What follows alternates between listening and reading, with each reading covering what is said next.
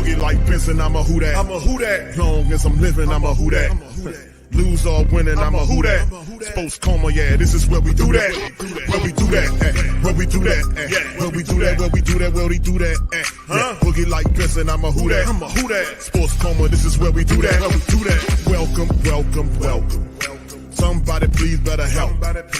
Running this thing like elf. I thank God every day I'm not a felt. Go to YouTube Live with Big Q and the guys. If you ain't ride or die, the bandwagon get flipped. Been marching in, that was way for the ring. I was yelling out your chain for the championship. Bucking on town, duck down. Falcons, pluck, get shut down. Panthers ain't much touchdown. The vision really belong to us now. So much hate on the Saints, you could probably tell. Ever since Bounty Gate hit the NFL, when things seem fishy, then you probably smell the crooked referees or Roger Goodell. Yeah, money like this, and I'm a Who Dat. Every day I'm living, I'm a Who Dat. Lose or winning, I'm a Who Dat.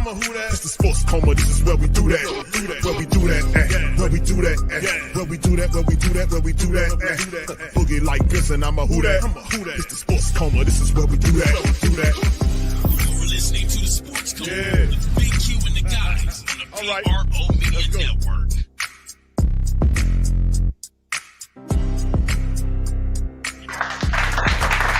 All right. Shout out to the mighty Who Dat Nation. Welcome. You're now rocking with the Sports Coma with Big Q and the guys, where we have intense, entertaining, educating, and enlightening sport talk from your favorite sports fam. Shout out to the fam. Appreciate y'all for being in the live on this one, man. And listen, much love. Saints making some moves, man. We got one preseason game left to go.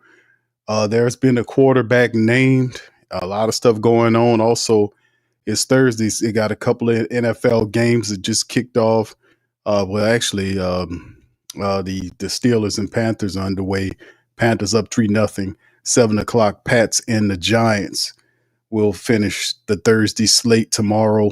The rest of the games followed by the black and gold on Saturday. So we'll see our beloved black and gold go to war on Saturday. They are among several other teams that'll be playing the final schedule right there. We'll talk about all this and then some on the show. So do me a service, fam. Please feel free to hit the like button, hit the subscribe button, and by all means, feel free to share the show on your social media feed. Much love to the fam. Appreciate y'all for being in the live on this one. Brother Gundam, big ups to you, sir. Good to see you. Dre Day in the building. Jones Jr., much love. My friend, Brother Thomas, is in this thing as well. Quavadius, Dana, shout out to the Queen. Byron, Brother Byron, OG Jared. There you go. That's the brother OG. Big ups to Brother Derek. How you doing, sir? Appreciate you as well. What's up, Tamika? Shout out to Tamika. Appreciate her for showing some love. Shout out to the Queen. All right, big ups to my boy Willie. Much love, Brother Willie. Dana, the Queen's in full effect. What's up, Bev? Shout out to you as well. Appreciate all y'all for being in the stream. All right, big ups to you, man. Appreciate each and every last. Bronze, Flat Power God, shout out to you. I don't want to forget any, leave anybody out. I think I got people. If you ain't got a Who Dat, give me a Who Dat. I give you a Who Dat back, baby. All right. What's up, Michael? Shout out to Michael as well. Big ups to you, sir. Appreciate you. Doc 54's in this thing. L Dubs in this thing. Red T's in this thing. Shout out to all y'all. What's up, Brother Gregory? How you doing, sir? Appreciate you, my man, for stopping by tonight. Much love to the fam. Now, fam, this is going to be a lot of stuff I'm going to talk about tonight, fam. So I'm not going to tell you the famous phrase I always give. I'm not going to hold you long. I got a lot to talk to y'all about, right? That's good, though. It's Thursday night. It's Saint Talk, man. They got other games going on, man. And they ain't got a damn thing to do with the black and gold, baby. Let me say that again. Talk, boy! They ain't got a damn thing to do with the black and gold, the mighty Who Dat Nation. We ain't playing tonight. So, you know, we going to be in live direct effect in this thing. What's up, Night War Larry? Shout out to you, brother. Appreciate you for being in the stream. All right, so anyway, let's get right to it. Of course, yesterday the Saints pulled off a trade of some sorts. And by the way, fam, I have on the post page, I didn't put it in the link, but maybe I should put up the poll question.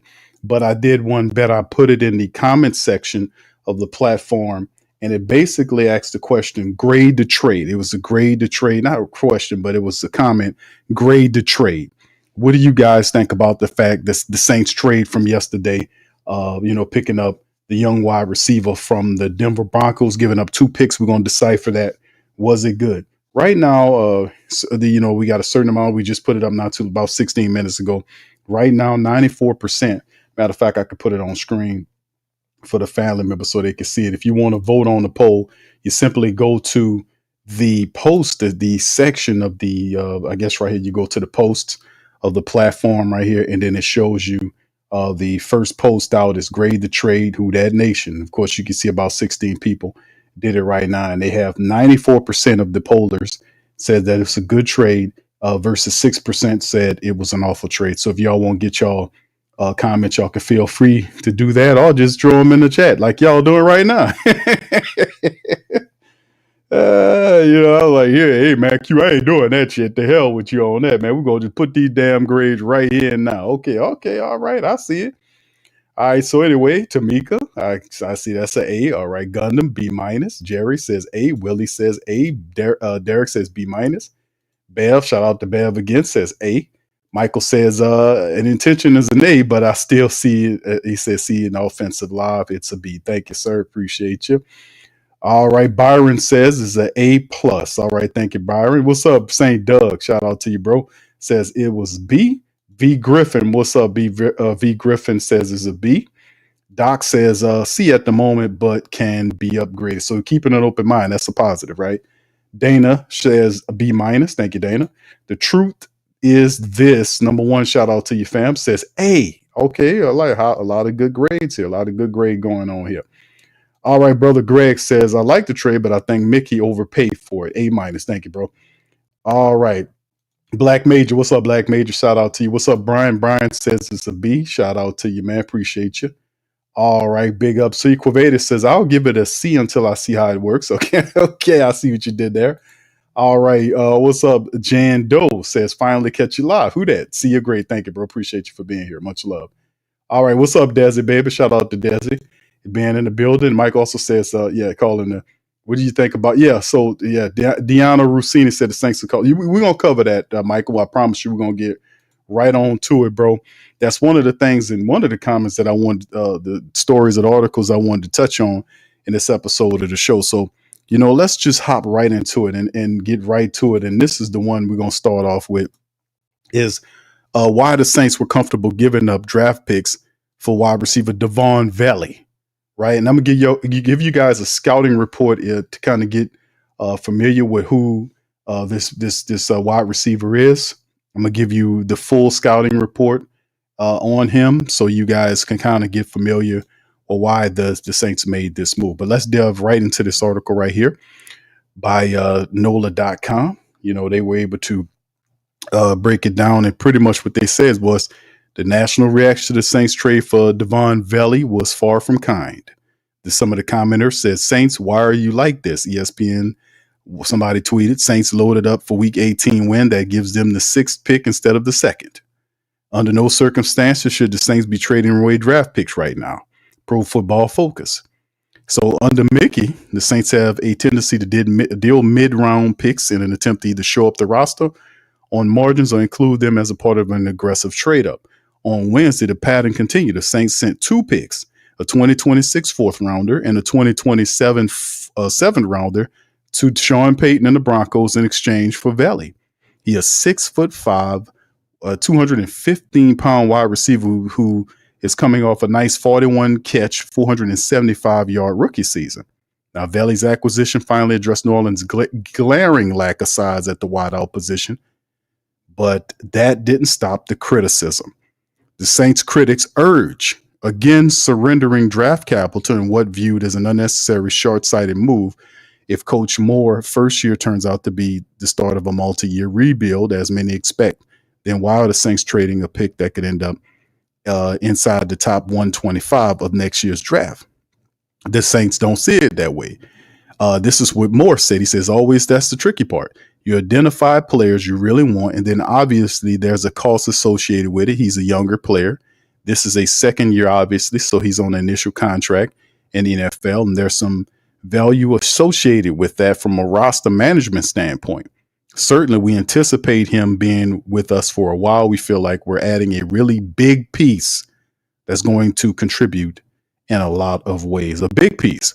Now, to more, the cost control aspect of Vele's contract can't be overlooked. He was drafted in the 7th round. He's set to make $1 million per season over the next 3 years, and as Vele was productive as a rookie.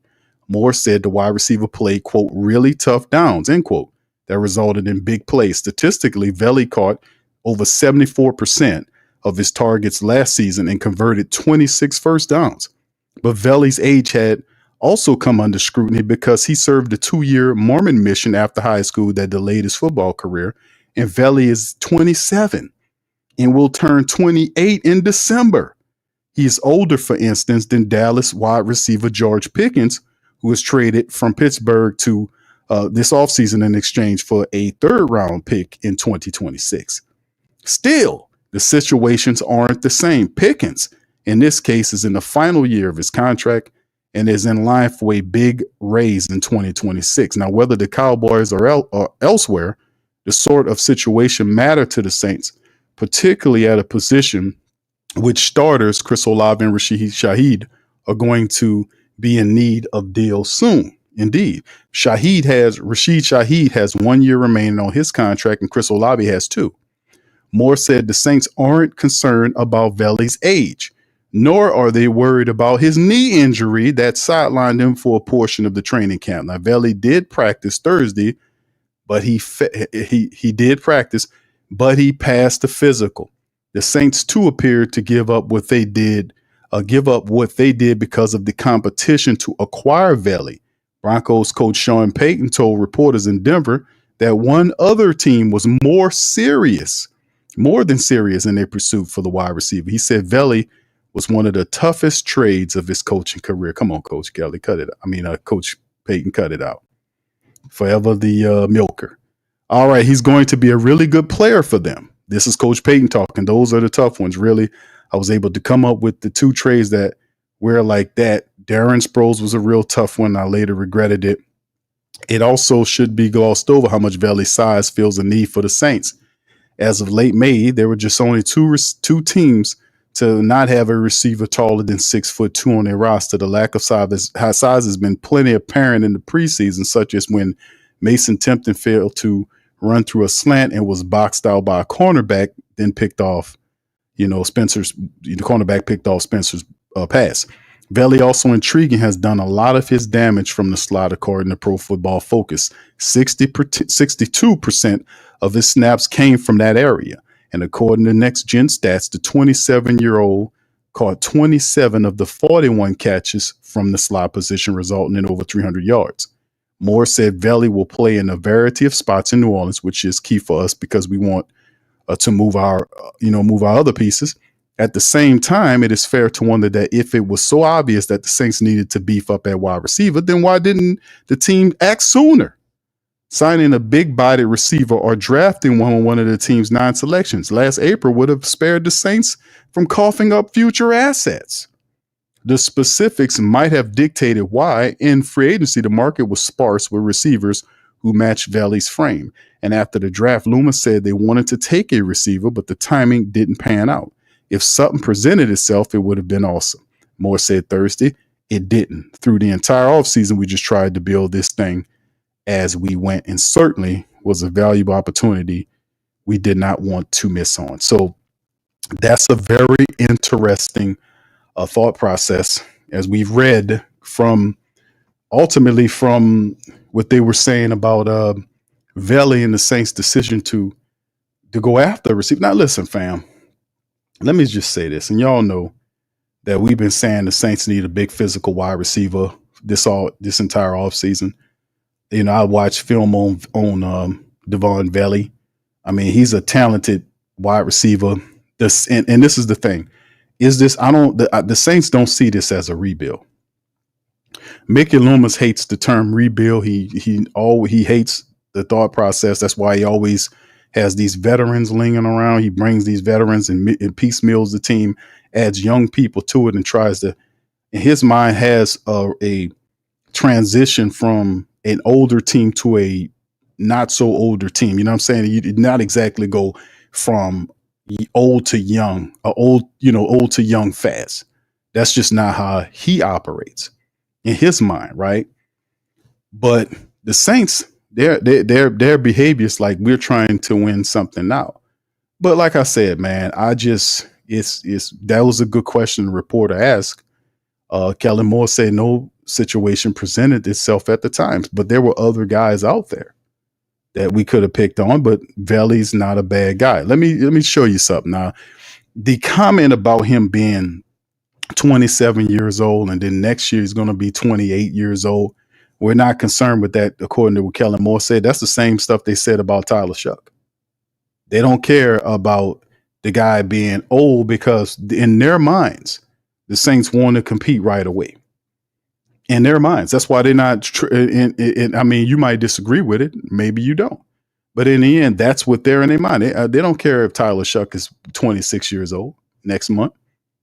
They don't care if Vele's 28 next year. All they care about is can these guys contribute right now? And that just seems to be the logic right now. And listen, if they can, they can.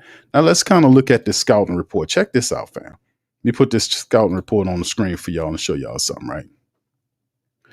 Now, this is a scouting report that basically gives you everything, the kid's injury history and everything. Check this out. Devaughn Vele, second year wideout in the NFL, was recently traded to New Orleans Saints from the Broncos. He had a noteworthy rookie season. Despite being a 7th-round pick out of Utah, Vele recorded an official 40-yard dash time of 4.47. Did y'all know that?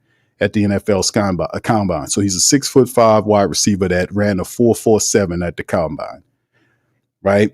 6'5", 210. 40-yard dash 4.47. That's damn good. 36-inch vertical, arm length 33.5 inches, hand size 9 3/4. And then, of course, you look at the strength. For him, Vele possesses excellent size and strength, making him a physical receiver who can excel against press coverage and in contested catch situations. His catch radius and hands. He has a wide catch radius and strong hands, allowing him to track and secure the deep ball and make catches fluidly. He's considered a reliable target, especially in the red zone. Route running. Vele is the balanced and savvy route runner with good hands awareness. He can utilize his size and long speed on vertical routes. He demonstrates precision in short and intermediate routes. Effort and blocking. He's tough and a physical player who fights for extra yardage after the catch. He's also an excellent blocker in the run game, right? And then we get down to, of course, we talk about Vele's age and, and then, of course, people kind of look at that thing, kind of say the age thing was always going to be something that the team people seen as a problem, right? But anyway, let's get into it, man, because I see what they're trying to do, So anyway, weaknesses, right? Age 27. He's 27 years old and will return 28 in December. So, okay. He's 27 right now, and in December he becomes 28, which can be a concern for a player entering his second NFL season. He's an old rookie. He's a second year man. That's old. But if he contributes and he's a starter and he's playing for you right now, the thing on older players, right? The knock on older players is people tend to overlook the older players if the older players are mature enough to come in right away and start making things happen, right? So most teams will then be patient with an older player, right? And this guy came in with Denver as a 7th-round selection and had a really decent year for a 7th-round wide receiver. Over 40 catches, over 700 yards, and he had 4 touchdowns or something to that degree. I'm gonna pull up his stats momentarily as a part of the scouting report. But the maturity thing, that's what they're saying. If it's a team that wants to compete right away, then they figure that older player is more mature than that younger player. That's how the Saints are seeing it. That's why they don't have a problem with Tyler Shuck or giving up 2 picks for a 7th-round pick from last year who's going to be 28 in December. They don't have a problem if it contributes to success. So that's what's going on there. So the Saints are definitely going to be hearing it from a lot of these, people on outside criticizing them giving up 2 picks for a 7th-round wide receiver from last year. But whatever, if it leads to wins and productivity, you that shuts all that down. All right. Anyway, suddenness and lateral agility. He lacks the suddenness and lateral agility to consistently create separations horizontally. His top end speed is considered good, but not exceptional, meaning he doesn't always necessitate or safely to help over the top. He doesn't necessitate to get there. Drops. He's shown some issues with drops, particularly when coming back to certain plays, to comeback routes, some of this type of stuff. Then you look at his performance, his numbers. 13 games last year, 41 catches, 475 yards. He had 470, said 7, but it's 475. He had 3 touchdowns last year and averaged over 11 yards per catch, which means every time he caught the ball, it was more than the first down, which is good.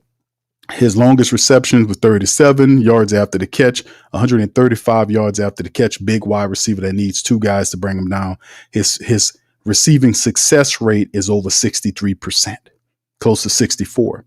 Okay, and this is what the Mile High reports also add into the scouting report about Mr. Vele, is that he says contextually, Mile High report notes that Vele was among the most reliable receivers on the Broncos in terms of converting targets into receptions. However, after the knee injury and a crowded depth chart in Denver, Vele was recently added to the Saints. So the scheme fit and potential. Vele's size and strength and strong hands make him a good fit for a West Coast scheme or a spread offense where he can be utilized with long speed on vertical routes. He is seen as a reliable possession receiver who's willing to contribute in the run game as a blocker. While his age raised some concerns, his potential for development and strong hands should suggest he could become a reliable contributor, potentially competing for the number 2 wide receiver role on the Saints alongside of Chris Olave and Rashid Shaheed. Now, of course, as we go into the player history,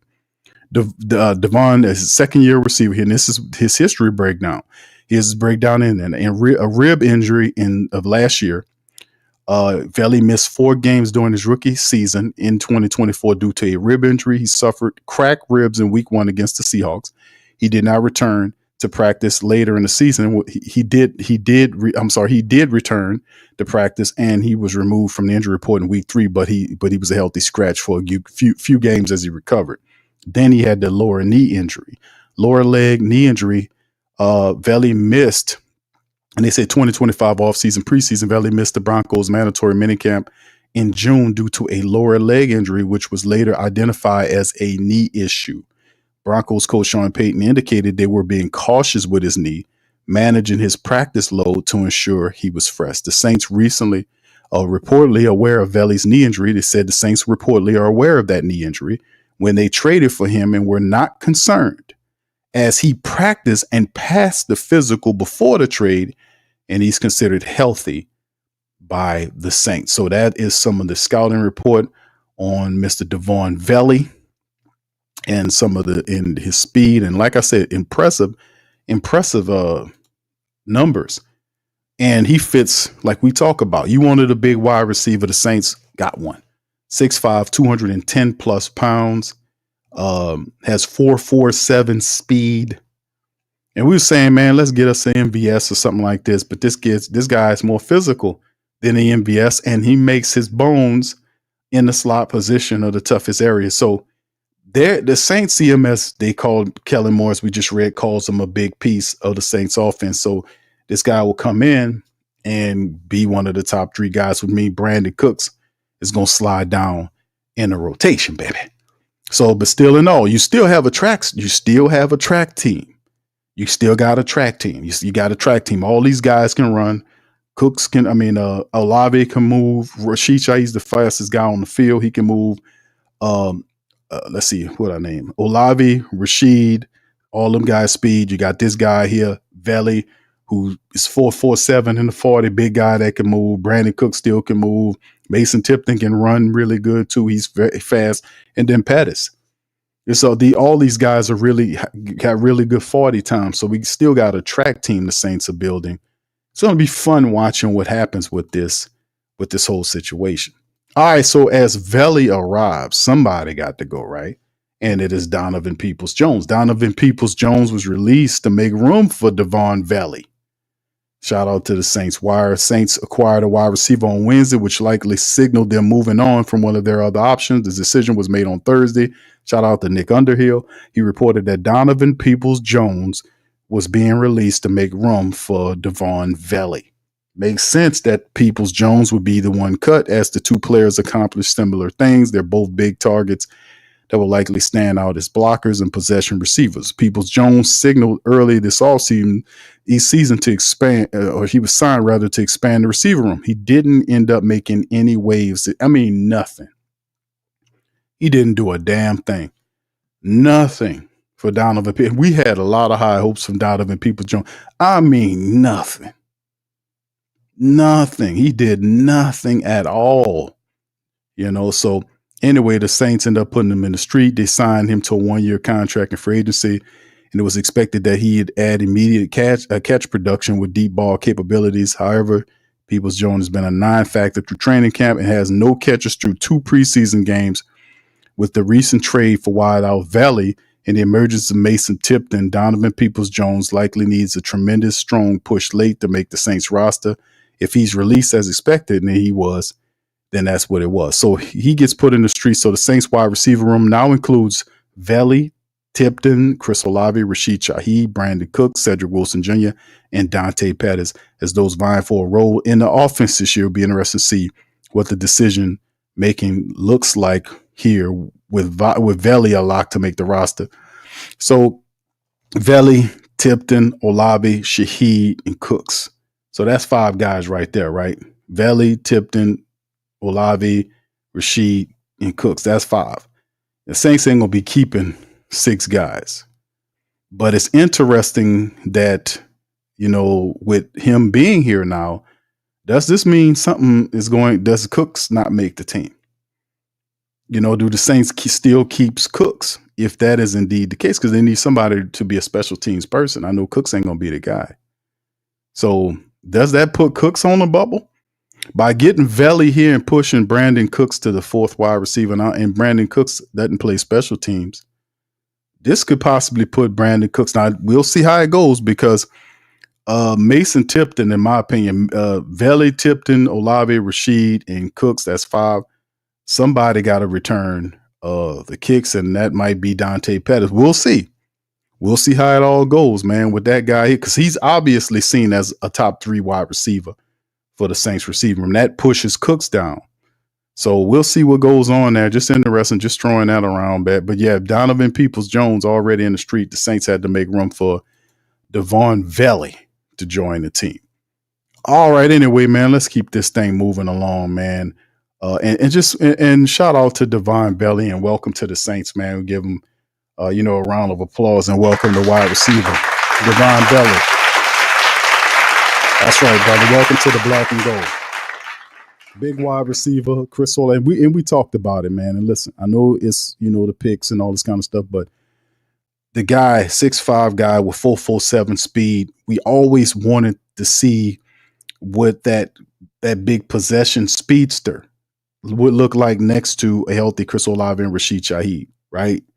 We always want to see that. And we'll see what that looks like, man. We're going to get a chance to look at that, man. We might get a chance to look at it on Saturday. So let's keep this thing moving, man. Let's talk about it, man. Another Saints starting offensive lineman went down with an injury.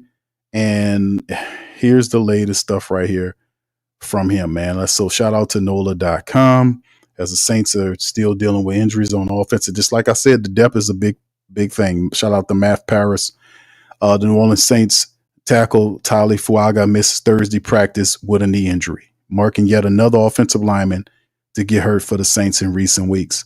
Moore said Fuaga's injury was, quote, nothing major, end quote, but he got hurt near the end of Wednesday's practice in the Superdome. After playing left tackle as a rookie, the Saints moved Fuaga to the right side in his position in college this offseason.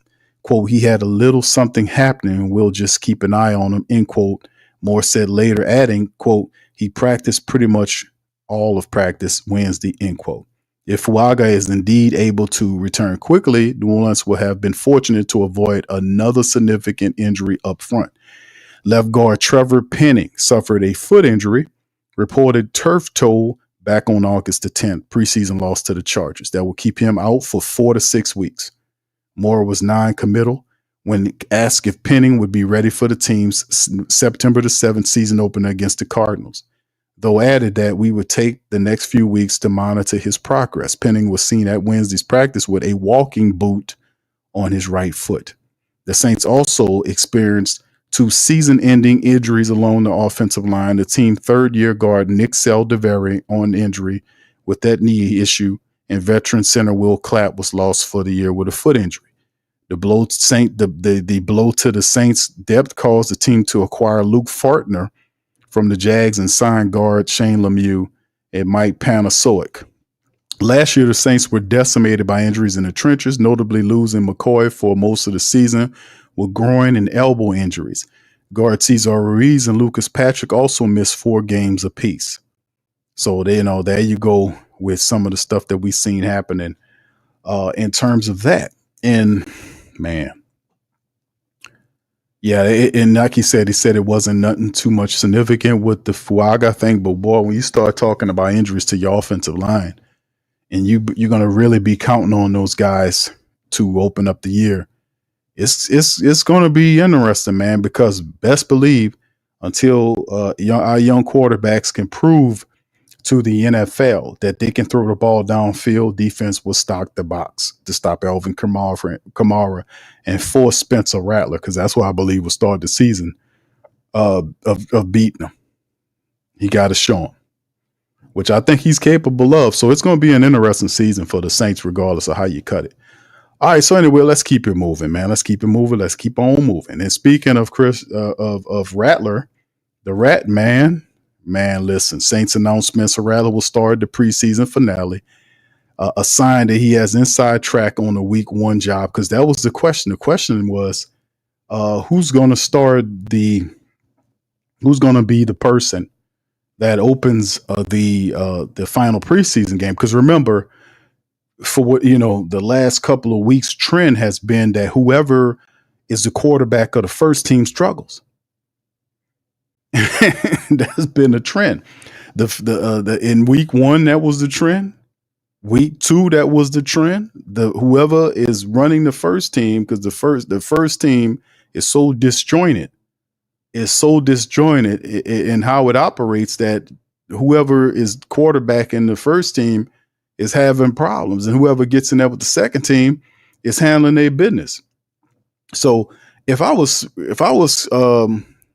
Kellen Moore, I would really consider playing my starters a little longer, because you do have between the last preseason game, which is Saturday, and the start of the NFL regular season for the Saints against the Arizona Cardinals when we kick off. That's a good stretch of time that teams are going to be apart. Like usually we'll run right up to it. You'll have the preseason game, and then next week, in years past that, you have that, but there's a grace period now that they have between that preseason and the start of the regular season. So that gives the teams extra time to kind of fill out the teams and see what guys that they're going to draft as they tool up, guys who they gonna pick up off the waiver wire, or guys who get cut. They're gonna bring them in and claim them.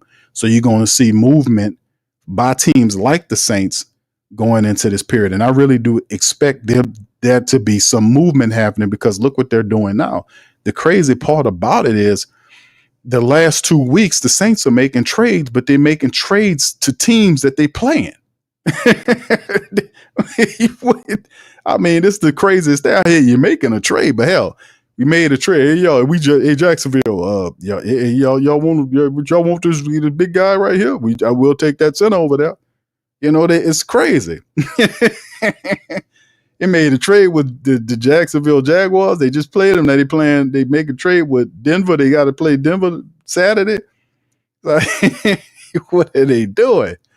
But nonetheless, the movement, how they trade and getting ready for the start of the regular season, you better believe there's going to be some movement when the waiver wire hits, and the Saints going to claim people off the waiver wire to kind of help their situation, especially with injuries and stuff like that happening between now and then. They want to be able to put the best product they possibly can on the field moving forward. But anyway, Let's kind of delve into the article right here. The New Orleans Saints are the lone NFL team yet to announce their week 1 starter at the quarterback position. If the depth chart for Saturday's final preseason game is an indication, second-year pro Spencer Rattler could be the favorite. Rattler will start the team's preseason finale, Saints head coach announced today.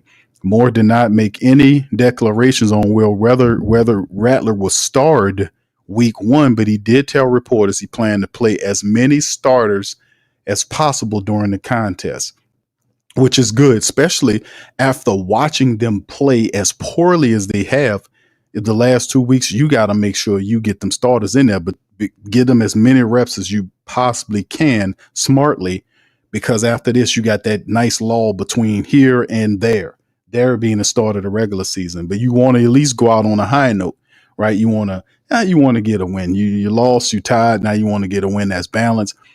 Something psychologically for the team, as well as the fact that, you want to see your offense, or your first team offense, defense gel. You want to see a solid performance, something that they can take into the regular season. You know what I'm saying? So take advantage of these reps as much as you can. And this preseason is what the Saints have been doing. It's been a very exciting preseason, probably the most exciting preseason that we've had in some time. Dealing with these young quarterbacks and Kellen Moore being here and all of the change to the defense going from 43 to 34. We've seen this has been a very popping and cool preseason for us, to be honest with you. Right. All right. So Moore also outlined the order in which the quarterbacks will play. He said Rattler being followed by, he says, will play with Rattler being followed by Tyler Shuck. Then Jake Haener will serve as the third quarterback during the contest. But if it's one of the situations where he needs to see Tyler Shuck, Moore or Rattler or Shuck Moore, you can just throw Jake Haener out. Jake Haener is not in the competition unless it's, 2 or 3 snaps toward the back in the game when it doesn't matter. But if it's a close competition like he's making it to be, it'd probably be between those two guys, right? Haener don't need to see the field, right? I mean, he doesn't. We're trying to figure out who the guy is, according to Kellen Moore. We know who it is. Mike Triplett, shout out to him, says Coach Kellen Moore said the plan is to play as many starters as possible in Saturday's preseason finale. As the QB order will go, Rattler, Shuck, Haener. Saints haven't declared Rattler the official starter, but a clear opportunity to try and cement it. This certainly seems to hint at Rattler having the inside track on the starting job as long as he doesn't completely face plant Saturday. It seems like he'll get the week 1 starting nod. After selecting Rattler in the 5th round of the 2024 draft, the Saints pushed the former South Carolina quarterback into action during his rookie season. Rattler appeared in 7 games, 6 starts in relief of Carr. In those games, Rattler completed 57% of his passes, 4 touchdowns against 5 picks. The Saints weren't content on installing Rattler as the full-time starter. They selected Tyler Shuck. We all know this. So through 2 games, Rattler has completed over 71% of his passes with a touchdown against 1 pick, and Tyler Shuck has also 1 touchdown and 1 interception and has thrown for almost 71% of his passes. So yes, indeed, statistically very close, right? With both players posting similar stats, there's room for either Rattler or Shuck to walk away with the week 1 job, but his experience and the fact that he's starting Saturday's game, Rattler should probably be considered as the favorite to get the regular season job right now, which is not a surprise because a lot of people kind of looked at it and says, well, it makes sense, right? And if Spencer Rattler, if Tyler Shuck is not ready to go, you don't throw him in there. And like I said, man, let me show y'all this poll as well. This is a poll that we also have up on the comment on the section. We had over how many people? Almost almost 700 people voted on the poll. Who will win the QB job? QB1 for the season opener. Who will win QB1 for season opener? Out of over 660 plus people voted, 85% of the people said, man, that's Spencer Rattler. 15% says Tyler Shuck. So that's the Who Dat Nation saying, hey, man, we're going to ride with the Rat Man on this one to take us into the season opener. And like I said, man, listen, I'm concerned about it because the first team has to, that's offense and defense. The first teams we have to see better performances. They're being outplayed optically and performance wise by the backups. The backups have done a better job. So we really need to iron out some wrinkles as much as we can in this final preseason game against Sean Payton, because it'll be cool to, number one, galvanize offensively and defensively and show some positive reps from the first team, get the win against Sean Payton, whether it's regular season or preseason, I don't care. Beat Payton in the dome, get your first preseason win, offense, defense, special team, put in a good performance, and then we carry that good energy into week one regular season, right? And through the cut week. So it's going to be interesting. All right, anyway, let's keep it going, man. And speaking of old man Coach Payton, Broncos plan to play starters for 8 to 10 plays versus the Saints on Saturday. That's what Coach Payton said. Broncos head coach Sean Payton told reporters today that the starters are set for 8 to 10 plays against the Saints. That's not just etched in stone. Then we'll get into our second phase and third phase. That's what Coach Payton said. I've said this week, but there's some real important decisions to be made. That means Bo Nix will get his second stint of playing time this preseason. He will be on the field for 19 snaps. He was on the field for 19 snaps in the opener, which worked out to be about 25% of the team reps. Nix was 6 of 11 for 31 yards in the game. Additionally, Payton noted that while first-round rookie cornerback Jahdae Barron did not practice on Thursday, he's okay and should play on Saturday. Payton noted that Barron just had soft tissue issues. So there you go. Coach Payton said 8 to 10 plays against the Saints. So Kellen Moore saying, man, we need to see more. And you ain't lying. All right, anyway, and then, of course, let's keep it looking and moving. The Saints looking for help at the running back position. Shout out to Saints wire John Sigler. He covered this scoop as well, and this is rumored going on right now that it's been a busy week for the Saints on the trade market, but they aren't finished yet. The Athletic's Diana Rossini reports that the Saints are among several teams calling around in search of help at the running back position. Rossini adds that the Browns and Chiefs are also in the mix. New Orleans has had many troubles finding a tag team partner for Alvin Kamara. Kendra Miller continues to flash big potential, but his durability a major concern given his history. Velus Jones, a 200-pound former wide receiver, is only rushing the backfield, averaging more than 3 yards per carry through 2 preseason games. You got to throw the offensive line in there too now. Clyde Edwards-Helaire had some nice moments in pass protection, but we haven't seen enough of those guys like Cam Akers and Marcus Yarns. Rookie 6th-round pick Devin Hill is hoping to dress the final preseason game after untimely hamstring injury took him out of action for the first 2 weeks of exhibition. So who could be on the Saints' radar? Who are the Saints looking at the running back position? The obvious one is Brian. They saying Brian Robinson Jr., a 3rd-round pick by the Commanders, who has fallen out of favor in his contract year. Robinson has put up career numbers last year, almost 800 yards, 8 touchdowns. Was held out of Washington's last preseason game due to ongoing trade interest from other teams. Other names to watch: Minnesota Vikings backup Ty Chandler, Green Bay Packer rusher Emmanuel Wilson. Chandler broke out with 460 rushing yards, over 4.5 yards per carry in 2023, but his role has been reduced in the backfield with Minnesota. Wilson has consistently produced when given opportunities, clocking a 5 yards per rush in 2 years, but there may not be enough touches to go around in Green Bay. Another name to keep an eye out is Jerome Ford. He's a run hard for the Cleveland Browns, improving his per carry average last year, and he has some versatility in the passing game, giving 5 touchdown catches.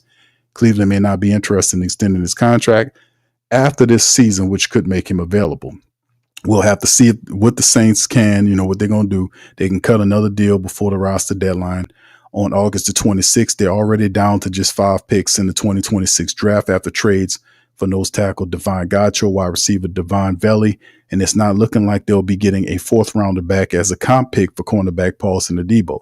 They also swapped defensive tackle Colin Saunders for Luke Fortner in a play-for-play trade with Jags. And for a team that was expected to let off the gas and stock up draft picks and reload for the search for their next quarterback, they aren't acting like it. Saints already got their next quarterback. They believe, and it's Tyler Shuck. They believe it's Tyler Shuck.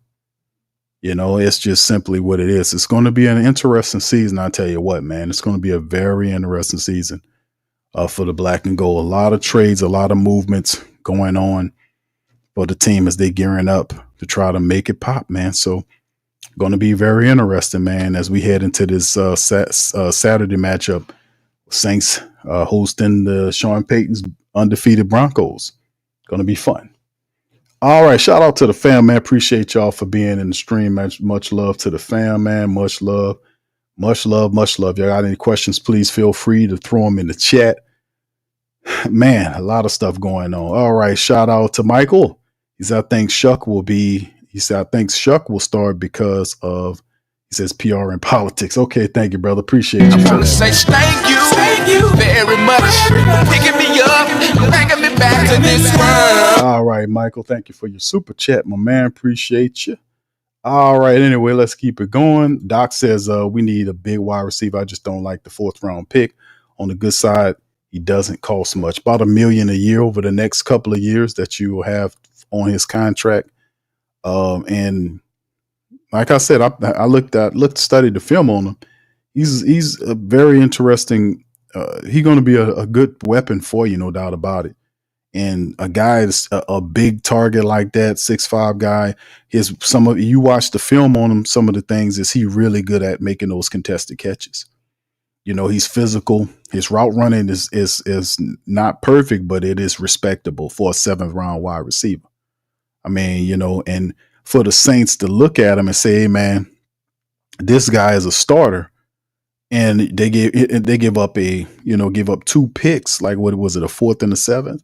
For a 7th rounder, for him to move up and become a starter, for him to be a starter with those guys, Kellen Moore must seen something special in this kid for him to to say, hey man, we making this trade, but hey, you are going to be a starter in our offense. And I'm saying that's what we've been asking for. I mean, the guy doesn't have much of a name, you know, he's not, you know, no Keenan Allen, nothing like that. But, you know, but he is a big wide receiver that can move. It's like that MVS thing. You know, he's bulkier. He's not as thin as MVS, but it's that same situation. It's a big wide receiver that makes the tough catches in the red zone, because you need that. Your guy you can just, you know, Spencer can turn to and fire in the corner of the end zone, and the guy goes up high points the ball, brings it down. You know, a good you know, player to play in opposition to Chris Olave and Rashid Shaheed, who's good at taking the tops off the defenses. Would be, like I say, would be interesting is, would Vele arrive, and what does that mean for Brandon Cooks? Could that be a kibosh on Cooks? I don't know. I know Mason Tipton stays. That they ain't talking about that. That's what I'm saying. I think Brandon Cooks is in trouble. And we talked about that before. It's like, we need the big physical wide receiver. Okay, you trying, maybe you committing a track team. Now it just seemed like the Saints are just kind of looking at this thing and say, you know what, maybe them people was right. We do need a big physical wide receiver. Let's go ahead and see what we can get. So, so I'm asking the question, where does that put Cooks? Is Cooks returning kicks for us or something? Because he better be. I mean, because it's just, I don't know. I think that put Cooks on the bubble. That's what I think. Unless they keep 6 wide receivers, which they're not going to do. They're more than likely keep 5 guys, and the guys that should stay, because he ain't going to get rid of Vele. They just gave up picks to get him. Rashid's going to be here. Olave's going to be here. Mason Tipton's going to make the team, and Dante Pettis should make the team. So that could put Cooks on outside looking in. We'll see, fam. We still got some time to decide, but hey, I think it puts him on the bubble. I really do. Now, of course, you could say Mason Tipton can return punts and all that. I like Pettis to do it. I don't think Cooks will do that at this stage. So this could put him on the bubble big time. All right, shout out to y'all, man. Appreciate you. What's up, Red T? All right, big ups to the fam. And let me see if y'all got any question right there. Red T says we only got 7 out of Thomas. Really? Let's see. He says 475 yards, 7 games, nearly 13 games. He's wide receiver capable of 1,000 yards. Should start every game. Indeed, that's a good investment in him. Michael says, honestly, I have already felt like Tipton should have become number 3 over Cooks. Indeed, I think Brandon Cooks is in trouble because he doesn't play special teams. So and when you get beyond the 3rd wide receiver, them other guys got to be doing something special team wise. That's what Pettis is. Pettis is a kick return or a punt return. He can do that. He's a returner for you. You got a returner history. Plus, he's cheaper and taller, and he's faster, or is probably as fast as Cooks. So this could be a problem. I think it could be a problem for Brandon Cooks. He in trouble. All right, what's up, John? Shout out says Q. Also, when Pettis couldn't do, he says when Pettis couldn't do the Vox Go Kid. I'm sorry, I don't know what that is, brother. Please retype. All right, L Dub says Peyton has and always will have Loomis in his back pocket as GM. All right. Fourth round, people saying, Q, how could you give up? And that's the question that people are like telling me or sending me or, or asking me. Q, how the Saints gonna give up a fourth round pick and a seventh round pick for a 7th round pick? What sense that make? Because the only reason way you do that is if you believe in the guy you got. If you believe that the guy could really help you. And he schematically he can help. He's something that you don't have. You don't have a 6'5" wide receiver that runs the full 7 in the 40. That is good at getting contested catches, and a great deal of his catches come across the middle. His first 20-something first 26 first downs on catches, nearly a lot of it across the middle and the physical and inside of where the Lions and Tigers and the Bears roam. I'm saying you simply do not have that. And that kid's bringing a dimension to your offense that you do not have. So, I mean, that in itself, it's a gamble, and like I said, man, the Saints drafted, what was it this year? How many all of their draft picks, the Saints drafted, they didn't trade none of their draft picks this year. Now, you got to also factor that into the logic, right? That Q, they done gave up 1, 2, 3 picks for 2026, but they drafted the entire selection this year. And they usually, you trade here or there, this type of stuff. But the Saints didn't trade anything. They selected every one of these picks. And they believe in these guys. And Fadil Diggs it's got potential. Matavo's moving around a little slow, but he's still a big tight end that can catch, who's going to help you down the line, 6'8", 260. Then you add these other players into it, like Devaughn Vele. They didn't make a mistake with him. The Stutzman, Jonas Sanker, what's the Quincy Riley? They got some players. The Saints added some players in the draft. They had a solid draft of play, like all these players that we're looking at, except for maybe the big defensive lineman we got from Texas. You've seen sparse play from him because he's raw. He shouldn't have been taken in the 3rd round, but he's a pick that Bo Davis, the defensive line coach, likes and thinks that he can bring the guy about. Vernon Broughton, he can be brought along. But the rest of these guys, Kelvin Banks Jr. and all these guys, they see a future with them. So when I hear them giving up the picks, I'm saying to myself, the Saints have all these other picks that they drafted all of the ain't trading anything this year, and they made a good side. If you think about the players they drafted, Vernon Broughton could have been a little later, but I think he's going to be good. Tyler Shuck went a little high there, but he believes in him. This sort of thing. They had overall, family had a solid draft. We just need to see how this thing plays out. And maybe that factors in their logic too. With all these players here, we're not far from where we need to be. You see? So we'll see how it all goes, man. It's a gamble. It's very interesting, man. I'm just saying, like the trades, like the Fortner thing. I'm looking like Luke Fortner. I watch Luke Fortner plays. He's inconsistent.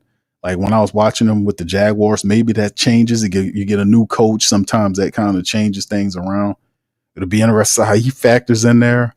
The guy they picked up from the UFL All-Star offensive lineman. How does he factor?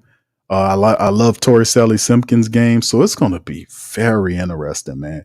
And like I said, I still say the Saints have about 2 or 3 moves to make between now and when the cuts start happening. When they start claiming people off the waiver wire, you might see a couple of offensive linemen here. You might see you might see a couple of new guys on the waiver wire, claimed by the Saints.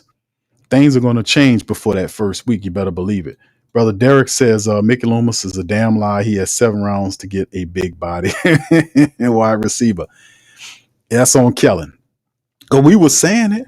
And even when, you had not just in free agency, but there was also trades early on that you could have, you could make and things you could do and this type of thing. But once again, it's like why they don't do this, they don't do that, because a lot of this is done via imagination. You got to be able to have the imagination to see the need and go and do it. Like some teams see they got a need, like what Philly did not too long ago. They needed a player. They just go out and they go out and get the player that they want. Right. And the Saints is like, it all is dependent upon the imagination of the people in the building. Somebody got to be paying attention to the team. Say, hey man, how you feel? We need to consider an offensive. If Mickey Loomis told Kellen Moore, hey Kellen, I think we could use better backups on your offensive line. You consider that? He's the boss. That'll kind of force Kellen and like, you know what? Just take a look at it, study on it. I think we can do a little bit better. I did some research. Here's some names out here, guys on the trade, trade block, or guys that might fit. And you have that kind of talk. But if you don't have the imagination to see where you need players and you're not looking, that's what we were saying the whole time though. We know this team. We know that, hey man, you need better. I've been saying it all off season. Like the Saints haven't done enough for the backups. Taliese Simpkins is a good young player. That Mike Pasternak or whatever his name is, the UFL off lineman, on tape he looks good, but let's see how that game translates to the pro. Him dominating the UFL and all that kind of stuff, that's one thing, but the NFL is something totally different. His tape look good. How does that translate? Taliese Simpkins look good, but the rest of them do not. Barry Wesley don't look good. Landon Turner don't look good. Dylan Redunce doesn't look good. What's the other guys? They don't look good overall. Like if you moving in such and such. Now, listen, the backups look better than the starters, but is that a compliment? I mean, to be honest with you, I got to give them credit. Some of these backup guys did play better. They did play better, but I still would love to see, better backups here in the building, because we don't, we got injuries and stuff that's happening. You want to make sure you get some guys that been through it or some young guys you can trust. And these other guys shown some stuff. Lemieux, no. We done been there and done that. I don't know, but we going to see, man. We're going to see what happens, man. Red T said Cooks is wide receiver now. Yeah, LOL. Yeah, that's what I'm saying. I don't, and listen, bro, I think Cooks, man, listen, let me get their depth chart. I think Cooks is in trouble, man. I think Brandon Cooks is in trouble. This wide receiver is bad news for Brandon Cooks. No doubt about it to me. You see, the Saints have Chris Olave, Rashid Shaheed, and they got Cooks. They hadn't changed this unofficial thing. But you can see Devaughn Vele's name added with Chris Olave. Then I think, and like I said, if it came down to 5, he's going to make it because they traded for him. We know Olave's going to make it, obviously. Rashid's going to make it, obviously. Mason Tipton should make it. And me saying I think Dante Pettis should make it. But Brandon Cooks is, like I said, he's a veteran, but he's the smallest wide receiver there. But I mean, I think he's shorter than Mason Tipton, I want to say. What is he, 5'10", 190? Yep, 5'10", 190. He in trouble. 5'10", 190, and I think Mason is 6 feet tall, I want to say. Mason is 6 feet. No, he's 5'11", too. He's 5'11" and 5'10". But Mason Tipton got the glow, man. Mason Tipton has the glow. I think Cooks is in trouble, man, because they ain't going to keep 6 wide receivers. This trade was bad news for him. Now, either you could probably see the Saints might be looking at trading him. We'll see how it goes, man. But, we talked about the Saints. Didn't we talk about the Saints offense not making enough moves like the defense was making? Remember we talked about that? And I kept talking about how schizophrenically different the Saints defense has been in terms of it going out, getting talent. Like if Isaiah Foskey, the slow man, wasn't handling his business, they brought the kid in from what's his name? Martin from the Browns. Remember, they brought him in here. They brought Jonah Williams in here. They brought Chris Rump II in here, who've been balling. So the Saints go out and they bring people in. When Tyrann Mathieu retired, the Saints instantaneously brought Julian Blackmon in here, and he'd been just knocking shit out the park ever since. You see what I'm saying? they did a stellar job, even from the draft standpoint, with Danny Stutzman, Jonas Sanker, Quincy Riley. These guys are potential starters. Like the Saints got a flock of different players that are potential starters.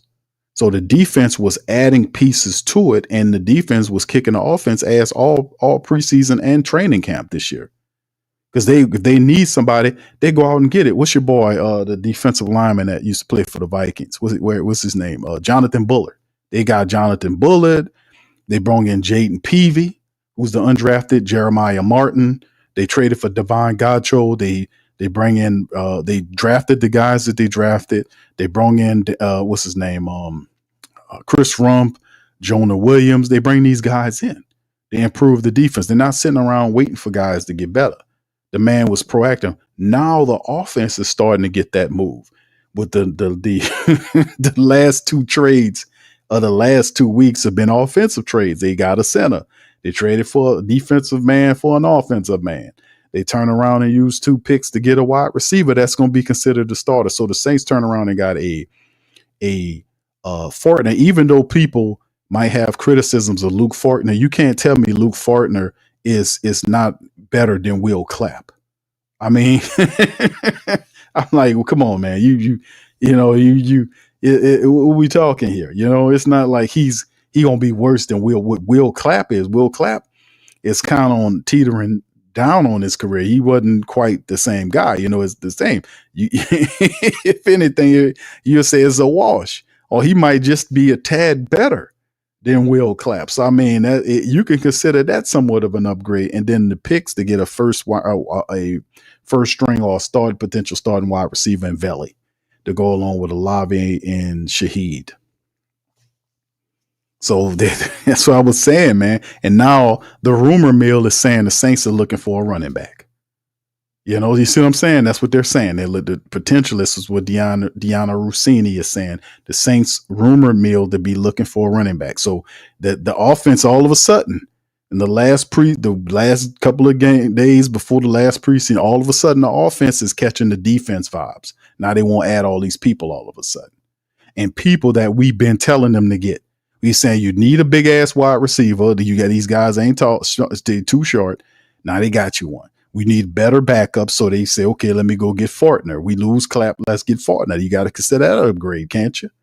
So they're starting to get more proactive in their approach, getting ready before the regular season, which is interesting. You know, that's my thing. And that's the reporter was saying was, where was that energy? Where was that that vibe and that energy earlier? Because that you always needed that. You always needed a better backup center. You always needed a big wide receiver. What all of a sudden changed? You see what I'm saying? What changed for them to say, okay, and make 2 trades in 2 weeks for stuff that we've been saying, hey, man, you need to get that shit. What changed that drastically for them to be, oh, shit. You see what I'm saying? It wasn't. Was it just watching the preseason games? Because that's what I was telling people. The man don't know the team like you know the team. But sooner or later, he going to come around to how you think. You see what I'm saying? He doesn't know the team like you know the team. He's still figuring them out. He's still evaluating these guys. But sooner or later, he's going to come around to your way of thinking, because your way of thinking is correct. The Saints need a big wide receiver in there for the red zone, a big guy next to Chris Olave. They need better centers or better backups behind the starters. He's still evaluating. So expect more things to change. Now, of course, to kind of talk about the rumor situation with the running back that we had that Deanna Rossini was talking about, that potentially could be some of these backs that they're saying the Saints looking for help at running back. You know, could it be that, is this an indictment on Kendre Miller? I wouldn't say it's an indictment on Kendre Miller. I wouldn't say, because Kendre Miller, for all intents and purposes, had a very solid, he's had a solid preseason. But, like I said, I don't just look at Kendre Miller and say, oh, well, Kendre Miller ain't doing such and such, without looking at that offensive line. I mean, he had some good runs that happened there, but but a lot of Kendre Miller's runs is him breaking tackles, twisting and turning and pulling away. A lot of his runs were him breaking tackles forcibly or making guys miss on the first step or this type of thing. Now he did have a run where he kind of went off to the left side, picked up speed, and kind of got close. Remember, he almost got the first down.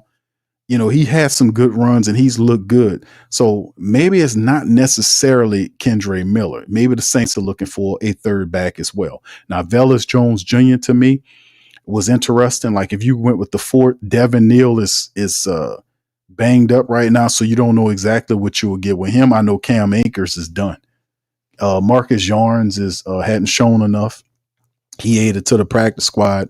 I know Cam Akers is done. So that leaves 4 guys in my book: Kamara, Kendre, Clyde Edwards-Helaire, and Velus Jones. And we'll see what Devin Neal is at, because Devin Neal could probably be put on the PUP list or something, depending on if he's ready to go. I don't know how they're looking at him, but we'll see. But if you're looking at a running back right now to go along with what you have, this could be a situation where Devin Neal might not be healthy enough. They might be, because they got the medicals on this guy. They know if he can go or not. So this could be a situation where the Saints feel like they might need a little insurance policy with Kendre Miller. And also the third running back is not where they want it to be. So, I mean, things could change. We'll see, man. If this is a real thing and Deanna Rossini is reporting the Saints looking for a running back, it could be definitely insurance policy for Kendre Miller. But what's happened with the third running back? We'll see how it all happens, man. It's a lot of stuff to account for. All right, Gundam Shades. Mickey Loomis looking at friendship logic instead of business football operations with Coach Payton. All right, yeah. Red T says 447 is insane. 6'5", the guys, and I don't know if a lot of people know that, because when they traded for the guy, I say, how big is he? 6'5", and I'd say next down there I went and pulled up his combine tape. Him running the 40 time at the combine. He ran like a 4.58 or something the first time, and then the second time he ran that 4.47. But I want to say it was a 4.48 on the tape. I want to say that the combine footage, because you can pull it up and watch it on YouTube, I think he ran a 4.48. Y'all correct me if I'm wrong, but I want to say, they say it's a 4.47. I want to say it was a 4.48. I remember seeing on the combine footage, but whatever. All right. Anyway, John says Tyler ain't starting. Saints won. One win with Tyler. He ain't ready. Okay, thank you, bro. Duke, shout out to Duke, says, what up, Q? Shout out to brother Duke. Willie says, we need a wide receiver like that can give us a little. He said, give us a little can't guard Mike production. There you go. All right, yeah, that red zone stuff, man. All right, what's up, Rex? Says Q. You think we need a bruiser type running back? Looks like we're going to. He says G to need yards after contact. Yeah, well, they looking, bro. And they mentioned in the article on screen, they talked about the running back from the Washington Whataburgers, Robinson. They mentioned him in the mix in a possible trade with the Vikings. There are other guys too, but Brian Robinson, who's a former third round back, but Brian Robinson was one of these backs that was dealing with, he's one of those backs that was injured a lot. So I don't know if you want to, go in that direction. I don't know if you want to go in that direction. So I don't know. I mean, we just have to wait and see if that's a real thing with the running back situation. But Robinson is definitely he would be better than I would say Robinson productively would be your second best back if you traded for him. I mean, his production's better than anybody not named Alvin Kamara. I mean, he's a big physical runner with speed and all this kind of stuff. And he would be better than a Kendre Miller, because he is more productive than Kendre. Kendre was hurt. This guy was hurt too, but his numbers are still better. So based on that, I think he can, if you trade for him, he would be your second best running back. But you're having those, a Robinson, a Kendre Miller, and a Alvin Kamara, that's actually a wonderful tandem. And if you have if you keep 4 running backs, Who would the third guy be? It would be Velas. I think it probably would be Velas because of his kick return application. The fact that you can spin him in the offense as a wide receiver and all this kind of stuff. You know, those guys treasure that versatility angle. Thank you, Rex. Shout out to you, bro. All right, Derek says, looking at the tape, he can run the whole route tree and appears to have good football IQ. Yeah, to give up the picks, it's a 7-round selection. The Saints gave up a 4th-round pick and a 7th to secure. Not bad at all. If he feels out, but they Moore believes in him, man. He's like, man, this kid's gonna be big. But like I said, and I say it again, what Vele brings the Saints offense is something they do not have. They don't have a 6'5" wide receiver that runs a 4.47 in the 40. That gets the bulk of his catches across the middle or out of the slot. That has 26 first down grabs and averages 11 yards a catch. That's more than a first down. So it's a lot to kind of throw in the mixture, a lot of positives. Yeah, he's going to be 28 coming up soon. But what does it matter if he's producing right now for you over the next couple of years, right? You got an old Tyler and an old Vele. So, I mean, if they're producing, then I think people kind of will forget their age if they're producing, right? Yeah, the Saints kind of really turned that down about that age thing. A lot of scouts don't like them to have to be that old and playing football. You know, they want them to be younger and still have a mature game to them. They kind of shy away those guys. That's why the guy was taken in the 7th round. There's those older players like that. They don't they don't want to spend them high picks on them. Saints don't have no problem giving up picks for these guys, obviously, if they believe they can play. Uncle Who Dat, shout out to you, bro. He says, what up, Big Q? Today I celebrate my okay, shout out to you, my brother. That's a round of applause on his birthday. Thank you, bro. My brother on his birthday, chiming in with the fam. Shout out to Uncle Who Dat, man. Let's get a brother a round of applause. Happy Who Dat birthday to you, bro. Shout out to you, man. Much love, my brother. Spending this time here with the great Who Dat, the great Saint think tank and the mighty Who Dat Nation, man. Shout out to Uncle Who Dat, man. We appreciate you, bro. All right, Trey say he all in on Vele. There you go, brother. All right, Slim, what's up, Slim? Shout out to Slim. Trey says he's going to be a great option for Rattler and Shuck. Big guy, 6'5", red zone weapon. All he has to do, bro, is throw it in the end zone toward the corner, and the man go up and get it. It's going to be fun, man. We're going to see. It's going to be fun. All right, what's up, Ty? Who Dat to you, fam? Appreciate you for being in the building as well. Much love to the fam. Y'all hit the like button. All right, even Bobby Hebert, who's not a fan of Rattler, said Rattler should be the starter after combining everything he saw through. Yeah, indeed, bro, because the reality is it's the philosophy. Like, they can, in their minds, they can always go to Shuck. But it works. And we talked about this. We covered this before. We talked about this same phenomenon happening here. Shout out to JKen504 and B Frank on IG. Shout out to y'all, brothers. But this is the thing, man. We talked about this before, right? When we made mention of the fact that if the Saints feel they need to, they can always pivot to Shuck, right? So if they started off with Spencer Rattler and Spencer struggles, they can always pivot to Shuck. What if they did that in reverse? They started with Shuck and then he bombs, right? And then they pivot to Rattler. That's a different energy from that standpoint, right? And it could do more harm than good. So, of course, you're going to go with the more experienced guy. And I think Spencer Rattler commands the pocket a little bit better. And no disrespect to Shuck. Shuck does very well, but he's still a rookie. You know what I'm saying? He's still learning the game. I like a lot of parts of his game. Spencer's a little fast in his progression because of his time in the NFL. He's seen them games add up to something that when you see the live rounds versus you don't see him, he's spent time. So the first years where he didn't get a win, that culminated, he played, what was it? 7 games. He started 6 of them. So that's a lot of production, not like 2 or 3 games. I mean, playing in 7 games, starting 6 of them, that's more than enough time for you to get used to the NFL experience to know what you need to do. Now, Spencer's not perfect, but at the end of the day, when he gets a rhythm, man, he's a different quarterback, man. You just got to make sure you keep the offense as balanced as you can to help him. It is. So the Saints are trying to give weapons to Spencer Rattler to move that offense, man. And then you having them stocking the line and piling up on the line, and you're going to throw to Vele, and he a 6'5" wide receiver. I mean, most of the cornerbacks are 6 feet tall. And then you watch the tape of Vele pushing off people and everything.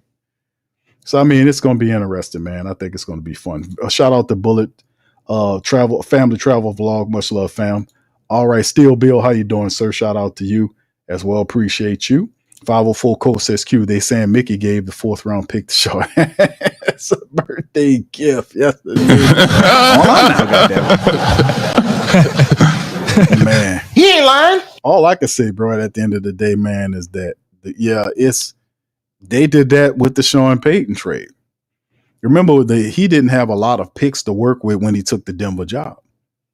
A lot of the trade capital went, the Russell Wilson way, when they, the whole Russell Wilson thing, they picks was ate up. So when all the Broncos wanted was Sean Payton, and they gave you the 1st round pick, whatever it was. But the thing was, the Saints sent, what was it, a 3rd round pick along with Sean Payton? They ain't even asked for that. But Mickey Loomis packaged that shit and sent it with Sean Payton, and nobody questioned it except for us. Like, why they didn't ask for that pick? They didn't ask for that pick that they sent with Sean. He sent that pick up there to help Sean Payton draft because that's his boy.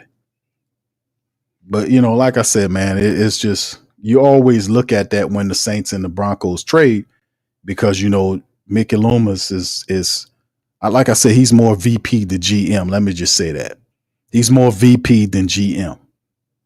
He really is. That's why I advocate for so long for him to take the GM job to be taken away from him or give it up to somebody else, because he really he's more VP to GM, man. That's why he's not as proactive as you want him to be. And I think a lot of the proaction is happening now because Kellen Moore is seeing where his offense is at. He can't deny it anymore. And as the pressure of the season is getting closer and closer, you got to be real with yourself in the evaluation of these players. Like your offense, right? He got to be feeling the pressure, because you look at what the game tape that we've seen on the Saints first team offense was not good at all. It's not good. Cesar Ruiz struggling his ass off out there. So, I mean, it's not looking good. The Saints are not running the ball with the first team very well. They make a lot of mistakes. They don't have much of a rhythm. So it's just, he has to be a bit concerned. I got to be honest. You got to be concerned because they're not putting nothing together in these games. So we'll see what he does. All right. Anyway, as we get Hemisphere says Q, Mickey letting Sean Payton talk to him about giving up some draft capital, 4th and 7th round picks. Big wide receiver isn't bad though. Saints need a lot of draft picks to many holes on the team. Indeed, we still got a lot of stuff to do. DJ Twigger, shout out to you, brother. Much love. Yeah, I think Cooks. I'm gonna have to look that up, bro, on the Cooks contract, bro. Hold on, let me see what it is right now. And right now, by the way, fam, the Steelers and the Panthers in the 3rd quarter tied up 10 apiece. And the Giants are leading the Patriots at the end of the 1st quarter with about 2 minutes left in the 1st quarter, 7-0. Let me look up Brandon Cooks and see where his contract, what Brandon Cooks' contract is. Hold on, let me pull that up. Yeah. Check that out. Hold on here. Let me put it up on Sport Track here. Yeah, because like I said, I think he's I think Cooks is in trouble, fam. I think his stuff is 2-year, $13 million. He signed a 2-year, $13 million deal back in March. And 2 years for $13 million. That includes a 4.8 signing bonus. Yeah. Yep. 2 years for Cooks. Yeah. So there you go. 2 years. I think he's gonna be in trouble. All right, DJ Twigger, shout out to you, bro. King Chosen One says, who cares about that pick? Won't matter. Hey, man, it's what it is, bro. Key says, Q, you think we'll take that $7 million loss? They guaranteed them. We'll see, my brother. We shall see, indeed, because like I said, man, you trying to build the best team you can. And the Brandon Cooks thing, I try to make sense out of it. At first, I'm like, man, it don't make any sense to bring Brandon Cooks here. He's a smallish wide receiver. And you really need a big wide receiver with speed to go next to Chris Olave. It was the experiment the Saints had when they tried, and like I always talk about, what's his name, Cedric Wilson Jr. Because when Mike Thomas left that year, when his contract was up, the Saints, Dennis Allen signed Cedric Wilson Jr. to a 2-year deal, and he was supposed to be the wide receiver that stepped in at the possession spot. It was supposed to be Cedric Wilson Jr., but he bombed so bad the first time around, it just went away from it. And then you can see what he's doing this year, which is not very much of anything, But like I said, I think it originally it didn't make sense to me for them to bring Cooks in here. Didn't make sense. A smallish wide receiver when you had smallish wide receivers who had speed. You had Mason Tipton. He was a guy that was, you don't really need Brandon Cooks, so to speak. You needed a big physical wide receiver. That's why I thought the Saints were going to keep MVS. They didn't. They let MVS go to Seattle, and they brought down a few people and looked at him. But then ultimately, they didn't like what they seen, and then they liked this kid Vele, and they went right back to what they were supposed to do: get a big wide receiver with speed next to Chris and next to Rashid. And Mason Tipton and Pettis playing so well in the preseason that they outplaying Brandon Cooks. Cooks ain't doing nothing compared to Pettis or Mason Tipton. Tipton. I'm sorry. Mason Tipton. So, I mean, do y'all agree with me in this? I mean, yeah. What do you think? Both Mason Tipton and Dante Pettis are outplaying Brandon Cooks. Vele's trade here says hasta la vista to Cooks unless Saints keep 6, which they will not do. Cooks, hasta la vista. KT says, Q, the whole Who Dat Nation should sue Mickey Loomis for negligence of resources and misappropriation of team funds. Shout out to my dog, KT. All right, says King Chose was he making up for that A.T. Perry mistake. How about that? Yeah, this guy better than A.T. Perry, man. I think he's better than A.T. Perry. A.T. Perry has some stuff going on, but I like this guy's temperament. Like if you watch him playing, it's like it's a fight for the ball. He's a physical wide receiver. It's like the guy has a chip on his shoulder as a 7-round receiver to be that productive and to seize the spot. You can almost have a respect for that because he got an underdog mentality. To be appreciative that even in the league for being a 7-round selection. Saints seeing something great in this guy, man. We shall see. Trey said, what's up, Trey said, what if Mason don't make that? That'll be a big, somebody would claim Mason Tipton off the waiver wire. He wouldn't clear waivers, and that would be a huge mistake if Mason Tipton doesn't make the team or Dante Pettis. If it's about people outplaying people, and we know some politics are involved, and there'll be at least 2 or 3 people that make this team that shouldn't make the team. And it happens every damn year. Very rarely, the cuts that you say the Saints going to make, because we do this every year, the cuts that you say the Saints are going to make, they actually make those cuts. There's always political cuts or a political decisions with players on team. There's always a guy or 2 or 3 that is cut, and they outplayed the guy before him. That happens every year. It's just a matter of who is it going to be this year. And if it's indeed the case, if a guy gets caught or kept on, and if it's, I think Mason Tipton make it. If they keep Cooks, then the guy odd man out is Pettis. But that would be a shame because that would be a shame because Pettis he can play in the game for you. You've seen him make really tough catches. Pettis could play. He ain't just a kick returner or punt returner, but he can come in the game and make plays. He got speed. He can go down. You've seen Pettis play.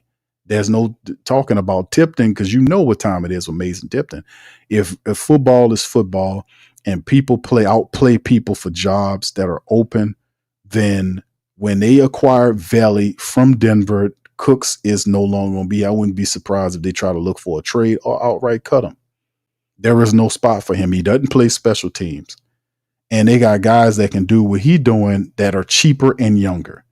So that's a street. That's Cooks in the street right there. That's what I said. When I seen Vele, I was like, who they going to keep? I know you ain't going to cut Mason Tipton. I know you ain't going to cut Pettis. They're younger and cheaper and have a higher ceiling than Brandon Cooks. Vele in, Cooks out. Now they release Donovan Peoples-Jones. That's easy. But when they come down to the 53 cuts, shit. Cooks is done. Stick a fork in Cooks. James, what's up, brother? James said, what's up, Big Q? Cooks is still here unless he flashed the attitude that made Peyton ship him off. I think the guy they traded for is a need and insurance behind our small injury prone receivers. Interesting thought process there, brother James. Interesting. Except, Kellen Moore said that this guy is going to be big for the Saints, and I don't see them trading 2 picks to get a guy here and then make him be a backup to 3 small wide receivers. And the fourth wide receiver or the fifth wide receiver, depending on how you look at it, with Mason Tipton, is outplaying Cooks. What have y'all heard from Brand? Honestly, look, I'm not going at Cooks. I'm just speaking in I'm just talking in manner of production, right? Let's keep it honest. How many people out there seeing Cooks? How did Cooks perform for you guys in preseason and training camp thus far? Because anybody out there said that Brandon Cooks outperformed one Mason Tipton or Dante Pettis? Can anybody say he did? Honestly. Did he? Because I think Vele is one of the 3 top wide receivers. I don't think you give up 2 picks to get the guy here and then make him a 4th receiver. That don't make any sense. You see what I'm saying? Because the picks mean thing. The picks is money. You giving up money. That's like money to them. That's big. To give up a 4th rounder. They gave up a 4th round pick for a 7th round player who they believe can be a starter. They gave up 2 picks for a 7th round guy from last year who they believe, he gonna definitely be a top 3. He might be 2 in their system, but definitely one of the 3. If he's one of the 3, I think Cooks is done, man. I don't see how you keep him. What's up? Stacy says, he says 4 first offensive linemen, 6 offensive line drafted in top 3 rounds are currently on the Saints roster. Shout out to my dude. Stacy, much love, my brother. Appreciate you, bro, as always, in the stream. All right. Shout out to you, brother James. I hear what you're saying, bro. We'll see how it play, man. It's an interesting standpoint. Byron says, Q, my 5 wide receivers, Olave, Shaheed, Vele, Tipton, and Pettis. Not Cooks. They won't keep 6 receivers. I agree, bro. I think Cooks is the odd man out here. When I seen Vele, I was like, man, Cooks is done. Mason Tipton's better than him and cheaper than him. Yes, waiver wire will be interesting. What's up, Ultraremo? Shout out to you, man. Oh, Wake Forest, you talking about A.T. Perry. Ain't you talking about it from Wake Forest, A.T. Perry? Yeah, they cut A.T. Perry. I think A.T. ended up with Sean Payton some kind of way. Yeah, he cut him. Yeah, Dennis Allen cut A.T. Perry. And Sean Payton, I think, ended up getting him. Yeah, and that was another dude. He did that with our kicker. Sean Payton got our kicker up, that old kicker. Now, Group A is turned into a good one. You got to give Dennis Allen credit for Group A because he did. I wasn't happy about that at the time because they cut our old kicker. And for Sean Payton needed a kicker, so they put him in the street. Didn't make no sense to me. But Sean Payton ended up with the kicker, and he cut A.T. Perry he lied about it or something. He lied about it. Dennis Allen lied about it. He said when they cut A.T. Perry, they asked him, we was going to cut him and then sign him on the practice squad or something like that. No. What'd he say? He was hurt. No, he cut him because it was something like he lied about it some kind of way with the whole A.T. Perry thing. Because they asked him a question, what you going to do? And he says, we're going to release him and then sign him on the practice squad or something like that or something. No, he was hurt. He said he was going to release him, and then it was some ridiculous bullshit that he said, but you could tell they just did it to help Peyton out. What's up, Ro? Shout out to my brother Ro, man. Much love, bro. Mickey said, Five of course says Mickey says Sean is my best friend. He does consider Sean Payton a very good friend. He does. Katie says Q, the streak continues. I called the undrafted free agent gems Rico Payton, Rashid Shaheed, Deontay Harris Hardy, Anthony Orji, Torrey Sally Simpkins. Your boy has an eye. Yes, indeed, man. Shout out to my brother KT. My brother KT he's seeing them now. I don't think he see too much out of Easton Kilty. KT, let me ask you this. You do have a good eye, bro. Let me ask you about some of these backup offensive linemen. You mentioned Torrey Sally Simpkins. What do you think about Easton Kilty and the rest of them backups the Saints have?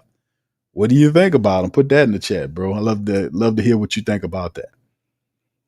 All right. Okay. So, Elder, from what I'm hearing, the Saints can get a fourth back for Adebo, but it has something to do with many snap sides to get them plays or something. We'll be looking forward to that, bro. I think the Saints just thinking they're making the moves that's making the team better. All right. Jay Huntsberry says, yeah, Velas can contribute. That's the thing. The versatility of Velas Jones Jr.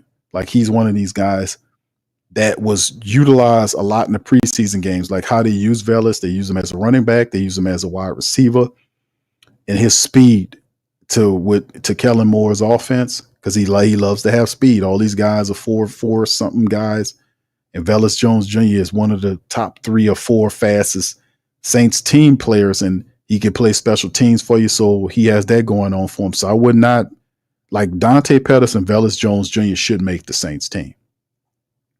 Velas as the 4th running back, and you guys got your first 2 guys. You can fill in the 3rd, but Velas Jones Jr. should make the team. Now, what happened with Devin Neal and Clyde Edwards-Helaire? We'll see if the rumors are true about the Saints looking for running backs in the trade market right now. Yeah. He says. Jason says, yeah, not a 4th though. Q, damn, Peyton getting over. That's how I seen it at first, man. I had to go study up on the young wide receiver, man. We're gonna see how it goes though. All right, Tanya says Cook's been low key missing in action. He gave me the same vibes when he left last time. That's what I'm saying. We haven't heard anything about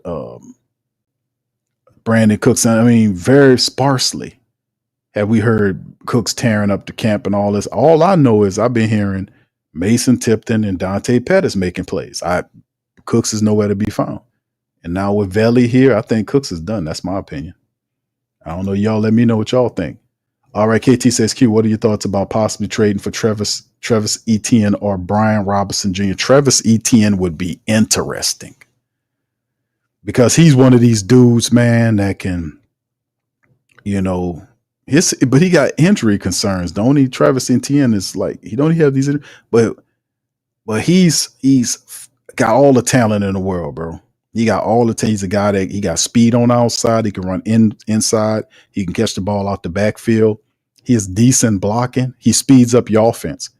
So I would be more inclined to have him than I would be a Brian Robinson Jr. Simply because if we have issues with Elvin Kamara, let's say Elvin has a little bump here, he got to sell out a game or 2. We can still have a guy with a similar, not exactly the same, but a similar skill set with Travis Etienne. Or if you go with Brian Robinson, just the north, I ain't gonna say just the north-south guy because he's more versatile than that.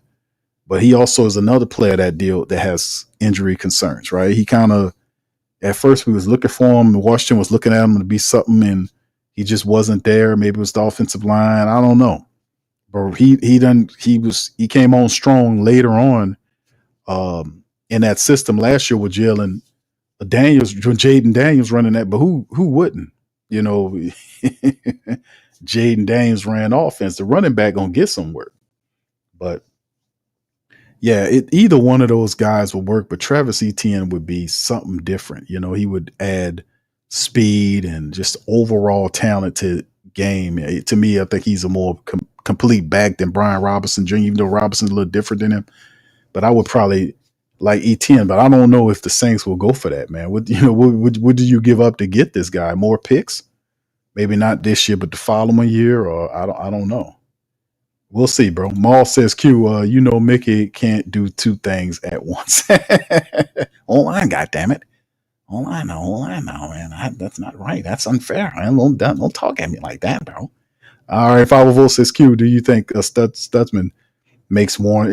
I don't know if he makes him expendable, but he's an insurance policy. I think ultimately Danny Stutzman will be Demario Davis's replacement. That's what I believe. That's what he brought here because they paid Pete Werner last year. They gave him a multi-year contract, so he's a part of the long-range plan. Demario Davis isn't. So Stutzman is ultimately going to be working next to Pete Werner. That's how I see it. All right, Tanya says offense wasn't doing jack. Now they want to cram for the exam. Reminds me of myself at school last minute. Thank you. Shout out to Tanya. All right, what's up, student? Shout out to student, man. All right, Fire on the Bayou. What's up, fam? Says Luma's too stupid and stubborn. Shout out to Fire on the Bayou. Much love, fam. Appreciate you. All right, he believes Kendre Miller will be number 3. Who's number 3, bro? I mean, number 2, bro. If Kendre is number 3, who you got as 2? KT says, Q, does Simpkins become a starting guard with injury to Penning? Nope. It'll be injury to Penning means it'll be your boy, number 7. What is his number 77? What number he wears? Dylan Radunz. Radunz is going to be that starter right there. I think Dylan Radunz will be that guy.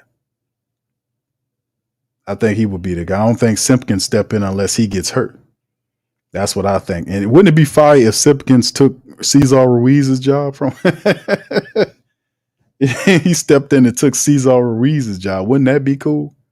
Because Cesar Ruiz is not doing his job, man. He ain't doing it right, man.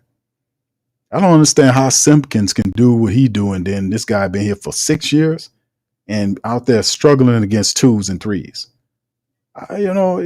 Like what? They paying that dude all that money. That dude is really not that good, man. I just don't get it with the whole. I don't get it with the Cesar Ruiz thing. I just don't get it. Cesar Ruiz, at least Penning has the excuse, if you want to give it to him, that he played 1 game in his rookie season. He played 4 or 5 games the second year because he played so bad at left tackle that he crashed and burned, and the Saints sparsely used him after that. And then the third year, they moved him at right tackle, and he played the bulk of the year. Right?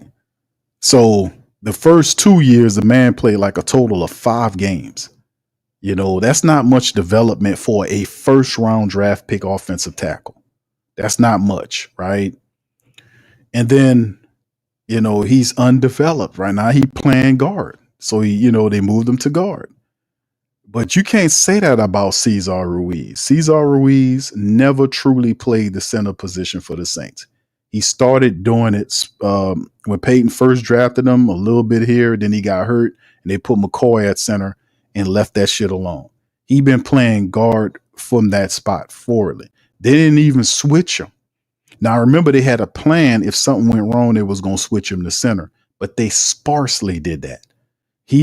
So when last year happened with Lucas Patrick, we all thinking that they was going to kick Cesar inside and put Patrick at guard. They played Patrick at the center position and kept Ruiz over there. That tell you everything you know about him playing the center. Then when he was at guard, Cesar Ruiz is just incredibly inconsistent. I don't get it. 2 minute reps. This dude played so many reps as a starting NFL lineman, and he's not at Pro Bowl level. And this dude a first round draft pick, and he's nowhere near a Pro Bowl level. He should be one of the best linemen the Saints have with all that shit this dude done been, all these games he done played. I don't get it about Cesar Ruiz, bro. I don't get it. What's up, Relly? Shout out to you, bro. What's up, Chantel? Shout out to Chantel, man, for being in the building. Yeah, Jerome Ford, Chantel. Ford, there's supposed to be rumored that the Saints are supposed to be looking at Ford. I mean, we'll find out one way or the other, won't we? All right. Anyway, let's keep moving. Shout out to Chantel. All right. By the way, Chantel, what do you think about Shador? You think they cut Shador? They probably gonna put that boy. They're gonna put Shador on the pup list. Watch. I wish they would cut him. It's going to be interesting because they got him at 4. I'm like, man, Dylan Gabriel has played worse than Shador Sanders. I mean, he's played worse than Shador. You know, in practice and games, it's going to be interesting because they're not going to keep 4 guys. You know, I heard they starting Joe Flacco, but what do y'all think? Let me know how y'all feel about that. Chantel, shout out to you. All right, what's up, Dex? Dex 504, what's up, bro? Shout out to you, man. B Jizzle, what's up, my brother? He said, I'm sitting here thinking we really passed up on Dart. No, the Saints wanted Dart. Remember that? They said they was looking at Shuck, but the rumor said the Saints wanted Jackson Dart. They wanted Jackson Dart. Y'all remember that? Put 1 in the chat if you remember that. They wanted Jackson Dart, but the Giants got up there, and you remember the Giants because he wasn't supposed to go that high. The Giants took him higher than what people thought he should have went. Giants picked that man up, but the Saints, they said the Saints wanted Dart, and then they pivoted to Tyler Shuck. But I remember a lot of the rumor mills, the Saints was trying to go at Jackson Dart. They wanted Jackson Dart. They just couldn't get him. That's what I remember hearing at the time. Put 1 in the chat if y'all remember that. And then they try to say, well, it always been about Tyler Shuck. No, it wasn't. They was trying to get Dart, and the Giants got up there and got him earlier. So it is what it is. But thank you, B Jizzle. Shout out, bro. All right. Anyway, let me keep it moving and grooving down there. Y'all hit the like button, man. What's up? Hemisphere says, I don't think they want to start Shuck behind that old line. Indeed, right? Dude, you know what? That's what I'm saying. If he's not ready to go, you could destroy Tyler Shuck. You can destroy us and set his development back. Not totally destroy him because he's a tough guy, but you can set his development back badly if you put him in a position where he's not mentally ready to happen in the NFL. Just break him down and destroy him. Your best option is to go with a guy that's seen them live rounds before. And like I said, it hits differently if you're the Saints. If you start Tyler, and if Tyler struggles, you pivot to Shuck versus you start Shuck and then you pivot to Rattler. You get what I'm saying? It hits differently. Like we started Shuck and Shuck stuck it up for 3 games. They had to get him off the field and bring Spencer Rattler in there. That hits differently. It hits big time differently. Then you just putting the Rat Man in there and seeing what he can do. I think you'll be all right with the Rat Man, man. I think you're going to be all right. All right. Yeah. Brian says, if you're trying to win, you go with the Rattler. Yeah, indeed. Yeah, if you're trying to win, I agree, bro. All right. Yeah, he said Cooks is guaranteed. They're going to cough up that money. Y'all know Mickey Loomis ain't worrying about that money. Hey, well, I'm not worried about that goddamn money. It's not my money. When are you guys going to get it? Oh, I know. I don't even believe in a cap. I often said the cap is as real as the Easter Bunny. Santa Claus. The Loch Ness Monster. Oh, I know, goddammit now. It's just cap to me is as real as aliens. Or Predator. I seen that movie. That was scary. Oh, man, that guy. Why does he have? Why is the Predator wearing roster dreads? Oh, that's crazy. I seen him out like the Predator. He has dreads. You ever notice that? I know. I was like, oh my God. I don't think he's real. I hope not. He's like 7 feet tall. Oh gosh, that's scary. But that's as real as that. That's what I think. Yeah, Mickey don't, man. Mickey. That Predator. Oh my God. Oh, that scares me. I was eating my clam chowder. I spit it all up when he opened his mouth wide. I was like, oh my God, look at that. That thing's gotta be real. Look at his teeth in his mouth. Oh my God. I spit up my clam chowder. I had to go sleep up under my wife. That scared me. Oh my God. All right. T-Roy said, what up, Q? You think the offensive line we just got in the trade can take? No, bro. Not yet. Not yet, T-Roy. Not quite yet, bro. Not yet. All right. Shout out to Brent. What's up? What's up, Rich? Shout out to you, bro. Rich in the building says, Q, need a vet QB to be in our QB room. Thank you, bro. I want to say thank you very much. Picking me up, bringing me back to this world. All right, thank you, bro. Always them Shout out to you on Instagram, man. Shout out to the fam listening on IG. All right. Thank you for that, Rich. Yeah, a QB to steady the run, bro. We'll see. Jake Haener's the third option, man. But do they really have a room for him? I don't know, man. Third quarterback. We'll see. Byron says Q. Kellen Moore confirmed. He said during the media day, not done yet. Yeah, indeed. I believe that, bro. And we saying that. It shouldn't be a surprise. We've been saying that because I kept telling people, fam, put one in the chat. Didn't we? We were saying this in the Great Saint Think Tank. The Who That Nation, like, fam, the defense making all these moves, the offense sitting on their ass like, we good. Now all of a sudden they starting to trade week after week because they starting to realize that the team is not what they see it as. And we said this, and the moves that they making was what we talked about. And I said, fam, see, he don't know his team all the way. He don't know them like you do. He just got here. He doing his evaluations, and some of the evaluations is finally catching up to your thought process. And I was saying that because, man, we know what this team needs. We know what they needs because we seen what works. So I'm just glad they're doing it, bro. High value, says Pettis always gets at least one crucial catch. It would be tough to see him go. Shout out to you, bro. Appreciate you. But yeah, I hope not, bro. But y'all know every year there's at least 2 or 3 guys that make this team and they shouldn't make the team. Now I ain't gonna piss y'all off and say who I think who's gonna make the team because I ain't gonna have y'all mad at me. I ain't gonna tell y'all who I think the 3 gonna be, but that's at least 2 or 3 that make the team and they shouldn't make the damn team. Y'all know what I'm talking about. Y'all know. What's up, brother Tedra? Said Cooks was getting the veterans treatment, so he didn't have the reps to stand out. He might be gone, but keep that in mind. Thank you, bro. Appreciate you, bro. I will. Thank you for that thought, man. What's up, brother Bond? Shout out to you. Appreciate you, fam. Jay Hunt says, how many opportunities did he get? Cooks has proven to be reliable and has a better career profile than our young receivers, reliable and mostly available. This is true too, bro. This is true too. What he says, what does Cooks look like? I mean, listen, you make a point that they might want a veteran, another veteran at the bottom. I mean, you got Olave, you got Rashid, these guys are veterans. You want an older veteran in your wide receiver room.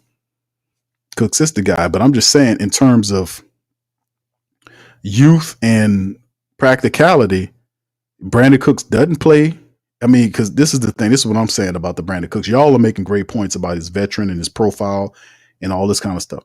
What I'm saying is the Saints' top 3 wide receivers are going to be Olave, Rashid, and Vele. They traded picks for Vele. He's in the top 3, which means Cooks isn't. And if you're not in the top 3, then you have to be doing something on the special team side. We know Cooks don't do that. He don't kick return and all this kind of stuff. Plus, there are guys in camp that has outplayed him, and that can do what the Saints want for a significantly cheaper rate. Like I said, the Saints don't really care about the money. Look what they're doing. They got $20-something million to play with. But all I'm saying in the end is Mason Tipton and Dante Pettis should make the team because of the fact that they earned it. Now, I know they're keeping Cooks' reps down to a degree, but he wasn't even, you haven't heard him bubbling out at camp. You haven't heard Brandon Cooks' name like that, but you have heard Mason Tipton. You have heard Dante Pettis. So it's something to think about as well. So we'll see how it all works, bro. Y'all could be right. We'll see. We shall see. All right. Anyway, what's up, emotional fan says, who that to you, my man? Appreciate you. Oh, that drop up. Shout out to you, bro. How you doing, man? Big ups to you, bro. Much love, man. Thank you for being here, bro. Good to see you doing all right, my brother. Out there running the roads, man. Be safe out there. What's up, Jamaica? Shout out to Jamaica, man. Let me kind of get on down here. Kevin McKnight, what's up, bro? Said Cook's staring in flights and training camp. There you go. There you go. Big Smoke, what's up, fam? Says need a tight end. That's another one. Maybe shouldn't be looking at running backs. We should be looking at tight end. We could definitely use that. But perhaps Foster Moreau is coming back. We don't know. Katie said, Q, looks like I will continue my streak on calling undrafted free. Yeah, indeed, bro. Keep it going, bro. You made a lot of great points. All right. Broncos fan for life says, y'all got a dog there. Okay, thank you, Broncos fan for life. He says we got one of the Broncos family members is letting us know about our wide receiver. Y'all got a dog. There was a combo of him being number 2 wide receiver out here in Denver for this year. I was shocked when we let him go. He's very reliable, good hands in traffic. He says several teams wanted him. Thank you, bro. Appreciate you for that, man. Great. Appreciate that. Because we've been checking up on him, man. So we got a dog. You know, and I appreciate that. All right, KT says, Q, the streak of called and undrafted gems continues that make the team Simpkins, but puts her. Okay. All right, KT, give Crazy. Give him a round of applause. Okay, KT, you got it, brother. Brother James said, you know what, we might be wrong in area. What I mean is sometimes they feel a need when someone gets injured or there is a concern, they may have decided on trading for a bigger receiver instead. I got you, James. Thank you, bro. Appreciate you for that clarification, my brother. Thank you. All right. Okay, Adrian says Ruiz needs to be at backup at center. Ruiz is struggling badly, man. He's struggling. Against the second tier, it looked bad. They were starting right, and usually the press don't get on Ruiz like that. They use, it's usually, and I think the Ruiz has been not getting the press about his game over the last couple of years simply because we've been focused and fixating in on Trevor Penning. Penning has looked worse than Ruiz. But now that Penning, he's been playing better and he's hurt right now you're starting to see it. And I've been saying it for a while about Ruiz's game. He's not getting any better. Corvadia says Runduns will start at the guard on the left side. Ruiz needs to be replaced. See, family members know. Man, I'm telling y'all, man, that he out there. I don't know what's going on with him, man. But this is not something new. Ruiz has only had his only decent year was the year that he balled out to get the paycheck. But the years prior to that, he missing blocks, not knowing his assignments, slow-footed. He balled out that, you ain't gonna see he even balled out, but he just played better than the mediocre years he had prior to him getting paid. Then he got paid, and then it just been mediocre. Like I'm saying, he's not, I don't want to keep going over it, but the dude is not where he's supposed to be in his development. Look at the family members, man, all the ones. The dude is, it's just crazy, man. I don't know what to say about it, fam. I don't know. I'm just glad y'all see it too, because I've been speaking about the Ruiz debacle for a while, man. I could be lying, man. Oh man, that's right. Oh, I don't like that one. Oh, that alien, man. Goddamn, he got dreads. Y'all notice that about the alien? He got dreads. You know, I was like, why does he got dreads? He got some bad tech too. You know, I mean, man, he was kicking Arnold's ass, man. Arnold had to drop a tree on top of him to kill him. And he still was alive. You know, I mean, goddamn. That was a bad son of a gun now. Oh, that scared me. Oh my God. I had to go cuddle up under my wife. I don't know. Oh my God. The next month, I had every light on in the house. I couldn't tell her why I was scared, And I had to hold a pistol and, yeah, I know he got a scope. He got a triangular scope. I was scared. Yeah. Willie says, Q, your pops was right about some of these players' performance, so don't need to be. Yes, indeed, bro. Thank you, Willie. Appreciate you, man. Yeah, Pop's been, dropping some good game, man, about some of these guys. He's not impressed by Cesar Ruiz, too, but it just tickles him when family members refer to Cesar Ruiz as Caesar Salad. Yeah, it's Caesar Salad Ruiz. Yeah, goddamn right, Caesar Salad. Not King Caesar or whatever, Emperor Caesar, all that bullshit. Hell nah. He ain't been playing. It's Caesar Salad Ruiz is perfect. Steel Bill said Cooks will buck if he don't get any playing time. Indeed. What's up, brother Jeff? Says, shout out to you, my brother. Appreciate you for being in the stream, man. Much love, fam. All right. Yeah, says, yeah. Mackining, hope I'm saying that right. Hopefully the starters can tackle. Indeed. Yeah, we got a lot to look at going into this next. A couple of days away from that Saturday matchup against Coach Payton's Bronco club, man. And we're going to see some stuff, fam. We're going to see some stuff. We're going to really see whether or not what the Saints are doing because, man, I mean, The offense moving a little too late, if you ask me. This some of the moves that should have been happening. But yeah, I'm just glad they are. Yeah, indeed. Yeah, debacle. Yeah. the Cesar Ruiz debacle. Oh yeah. It is definitely that, Desi. Ruiz is a problem. I'm saying Redunce Simpkins start guards. My guess. Redunce is going to start because Penning is not there. He's the top. He's the Saints. What I guess you call him the Saints' sixth offensive lineman. I think that's why they was trying to cross train on to play tackle and guard, which is ridiculous. But they're trying to do that James Hurst thing, I guess. They had Hurst playing tackle and guard. They was trying to do that, and it was bad. Dylan Redunce is too slow-footed to play a blindside tackle. That's just not going to cut it. It's not going to cut it. He was the one that gave up the strip fumble on Spencer Rattler. That guy beat Redunce around and came back from behind and knocked the ball out of Spencer Rattler's hand. He beat Redunce to do that. That is not a good sign. I don't know who decided to do that, but like I said, I just wanted to slap the piss out of whoever decided that was a good idea. I just want to slap the piss out of whoever did, who did that. Oh, I got them, and you're not going to lay your hands on me. Oh, it was you, Mickey? Oh, I know, I can't take the blame, right now, I can't do it. All right. So anyway, man, like I said, man, it's gonna be we got a lot to see, but in a couple of days we're gonna go from there. But yeah, we have to do better, man. So the whole point of the matchup against the Broncos, and I'm working on having a special guest to kind of talk about that thing coming up tomorrow. We'll see. We can line up a guest here, but the reality is, man, the Saints they're trying to get better. Adding Vele. The big 6'5" wide receiver who runs a 4.47 in the 40, catches most of his passes in deep dark terrain, 26 first downs, average 11 yards per catch is a positive. It is a positive to go along with Chris and Rashid, our speedsters. The backup center is better than any backup center not named Simpkins, because I think Simpkins should.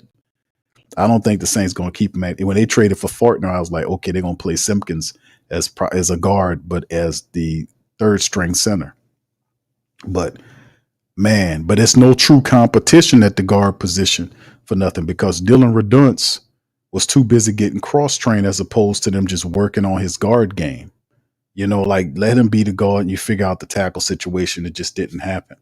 So now the offense is trying to get it together. We see the defense has the personnel, the offense, and now they're saying the Saints looking for a potential another running back. Why not a tight end? You need another tight end, or they might go along with one of our young tight ends. Perhaps Foster Monroe will be ready for the regular season. I don't know, but even if Foster's ready for the regular season, I wouldn't totally trust that with him not being able to practice the entire preseason, and then you throw him into action in the regular season. I wouldn't trust that. I'll be looking for a tight end. So like I said, this stuff will happen after the preseason is over with and you start seeing guys get cut. The Saints are going to start pilfering people. You might see 3 or 4 people get picked for the Saints. You're going to see some movement, man. You're going to see some movement. All right. So anyway, man, let me get ready to get out. Y'all do me a service, man. Hit the like button. Hit that damn like button. Hit the subscribe button. And by all means, feel free to share the show on your social media feed. And I'm going to go back to our poll question that was in the post section of the platform page with over 100 people voting. Let me go back to that poll. And this is the poll question I'm talking about, family, about the trade. How do y'all feel about the trade that was grade the trade of the Saints trade for Devaughn Vele? Grade the trade, Who Dat Nation. Over 100 people voted on it. They said 83% of the Who Dat Nation says good trade. 17% says awful trade. So thank y'all for voting there. You can continue to vote. I will bounce and check out this poll tomorrow, as I'll be back to talk more about some of this other stuff going on with the Saints as we move forward, man, getting ready for the final preseason game on Saturday. The Saints matching up with the Broncos. A lot of stuff going on with the black and gold, man. Let me tell you, it's popping. All right, so what's up, Muse? Shout out to Muse. Good to see you in the chat, man. All right. All right, yeah. Slim says Vele is taller, can't guard Mike. Just hope he's a dog or twice as dog as Mike. It's not too many people a dog like Mike T was. But one of the Denver Broncos family members came in and said that the man is a good one, and he was actually pushing for a starting position according to what they're saying, and they like the man. So the Saints giving them extra compensation. Could be Sean Payton, could be thanking Sean Payton for sending Vele this way. It's probably Sean Payton's first get back for the Saints. Hey, y'all been taking a lot from y'all to build this team up. Here go, give me. I'm gonna get y'all back to this. Here you go. Might be a gift from Coach Payton. We'll see. Bullets travel vlog says, Q, are you going to any of the games this year? I'm not certain, bro. I'm waiting and see, bro. I gotta wait. They gotta show me something, bro. I gotta put that show me shirt on, man. They gotta show me something. If they don't, we'll be in the place, bro. We'll show if they show me something, bro. But I'll wait a month and see how they show. If they playing hardcore, bro, I'll go to them games, man. I got seats. They got to show me something. I'm in my show me stage right now, bro. They got to show me something. I think the team is going in the right direction, bro. But we'll see, bro. You might see me in the place. We'll see. John says would trade Nick Saldiveri for a 7th Vele. Nobody wants Nick Saldiveri, bro. Nobody wants that sucker, man. He can't stay healthy, man. It's a damn shame. But the smoke will be on Kendre Miller. See, it's a crazy double standard. The smoke will be on Kendre Miller. Kendre Miller can't stay healthy, but Nick Saldiveri don't have nowhere near the games played. That is, man, and he's still on the team. They ain't trying to get rid of Nick Saldiveri, and I'm like, man, dude. We gotta keep it all balanced and keep it all the way correct. Nick Saldiveri is way worse than anything that Kendre Miller ever put together in terms of at least that guy's seen the field. We can't get that other guy on the damn field. Can't get him on the field. Not at all. All right, anyway, that'll be it. Listen, man, I appreciate y'all for chiming on the show. Y'all do me a service. Hit that damn like button. Hit the subscribe button. By all means, feel free to share the show on your social media feed, man. We'll be back here tomorrow. The Saints will be doing the press conference on Friday. We'll be gearing up for the preview game, the preview stream, rather, on Friday, breaking down the game and the latest news and notes from the Saints. All that on tomorrow's Coma. I'm going to holler at y'all on the flip side. Much love to the family. Y'all check out our sponsors and links in the description section below. And I'm going to holler at y'all next one. Much love. Peace. Who that to you? Peace.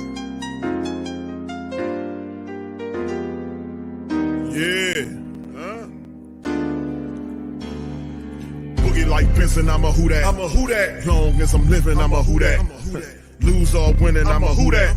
Sports Coma, yeah, this is where we do that. Where we do that, where we do that, where we do that, where we do that, where we do that, Boogie like Benson, I'm a who that. I'm a who that. Sports Coma, this is where we do that. Where we do that. Welcome, welcome, welcome. Somebody please better help. Running this thing like elf. I thank God every day I'm not a felt. Go to YouTube live with Big Q and the guys. If you ain't ride or die, the bandwagon get flipped. Been marching in, that was way for the ring. I was yelling out your shame for the championship. Bucking on town, duck down.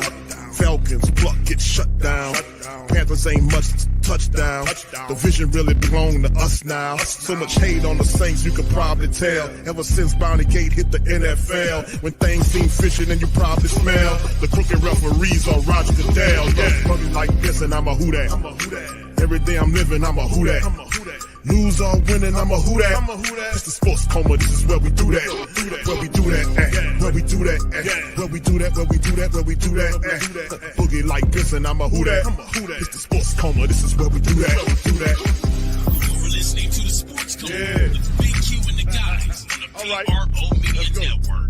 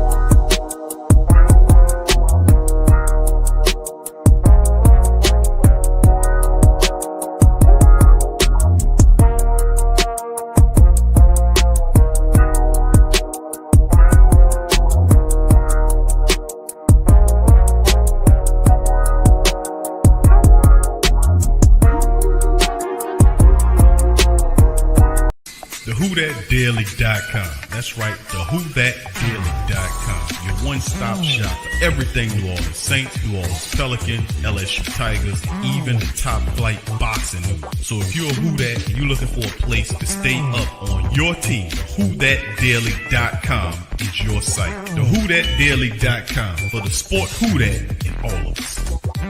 That's right, the Pro Shop is the platform store where you can go and buy all the latest merch to support the platform. Available at the Pro Shops, we have dozens of hundreds of products available for you and your family. Unisex tees for men and women, hoodies and sweatshirts, tank tops, kids and baby items, long sleeve tees, mugs, pillows, wall art, bath bedding, face masks, phone cases, stickers, bags, fanny packs, socks, hats, and many other items. Please feel free to check out the Pro Shops. The link is in the description section below. And remember, it helps the platform continue to grow. So check out the Pro Shop and Who Dat too.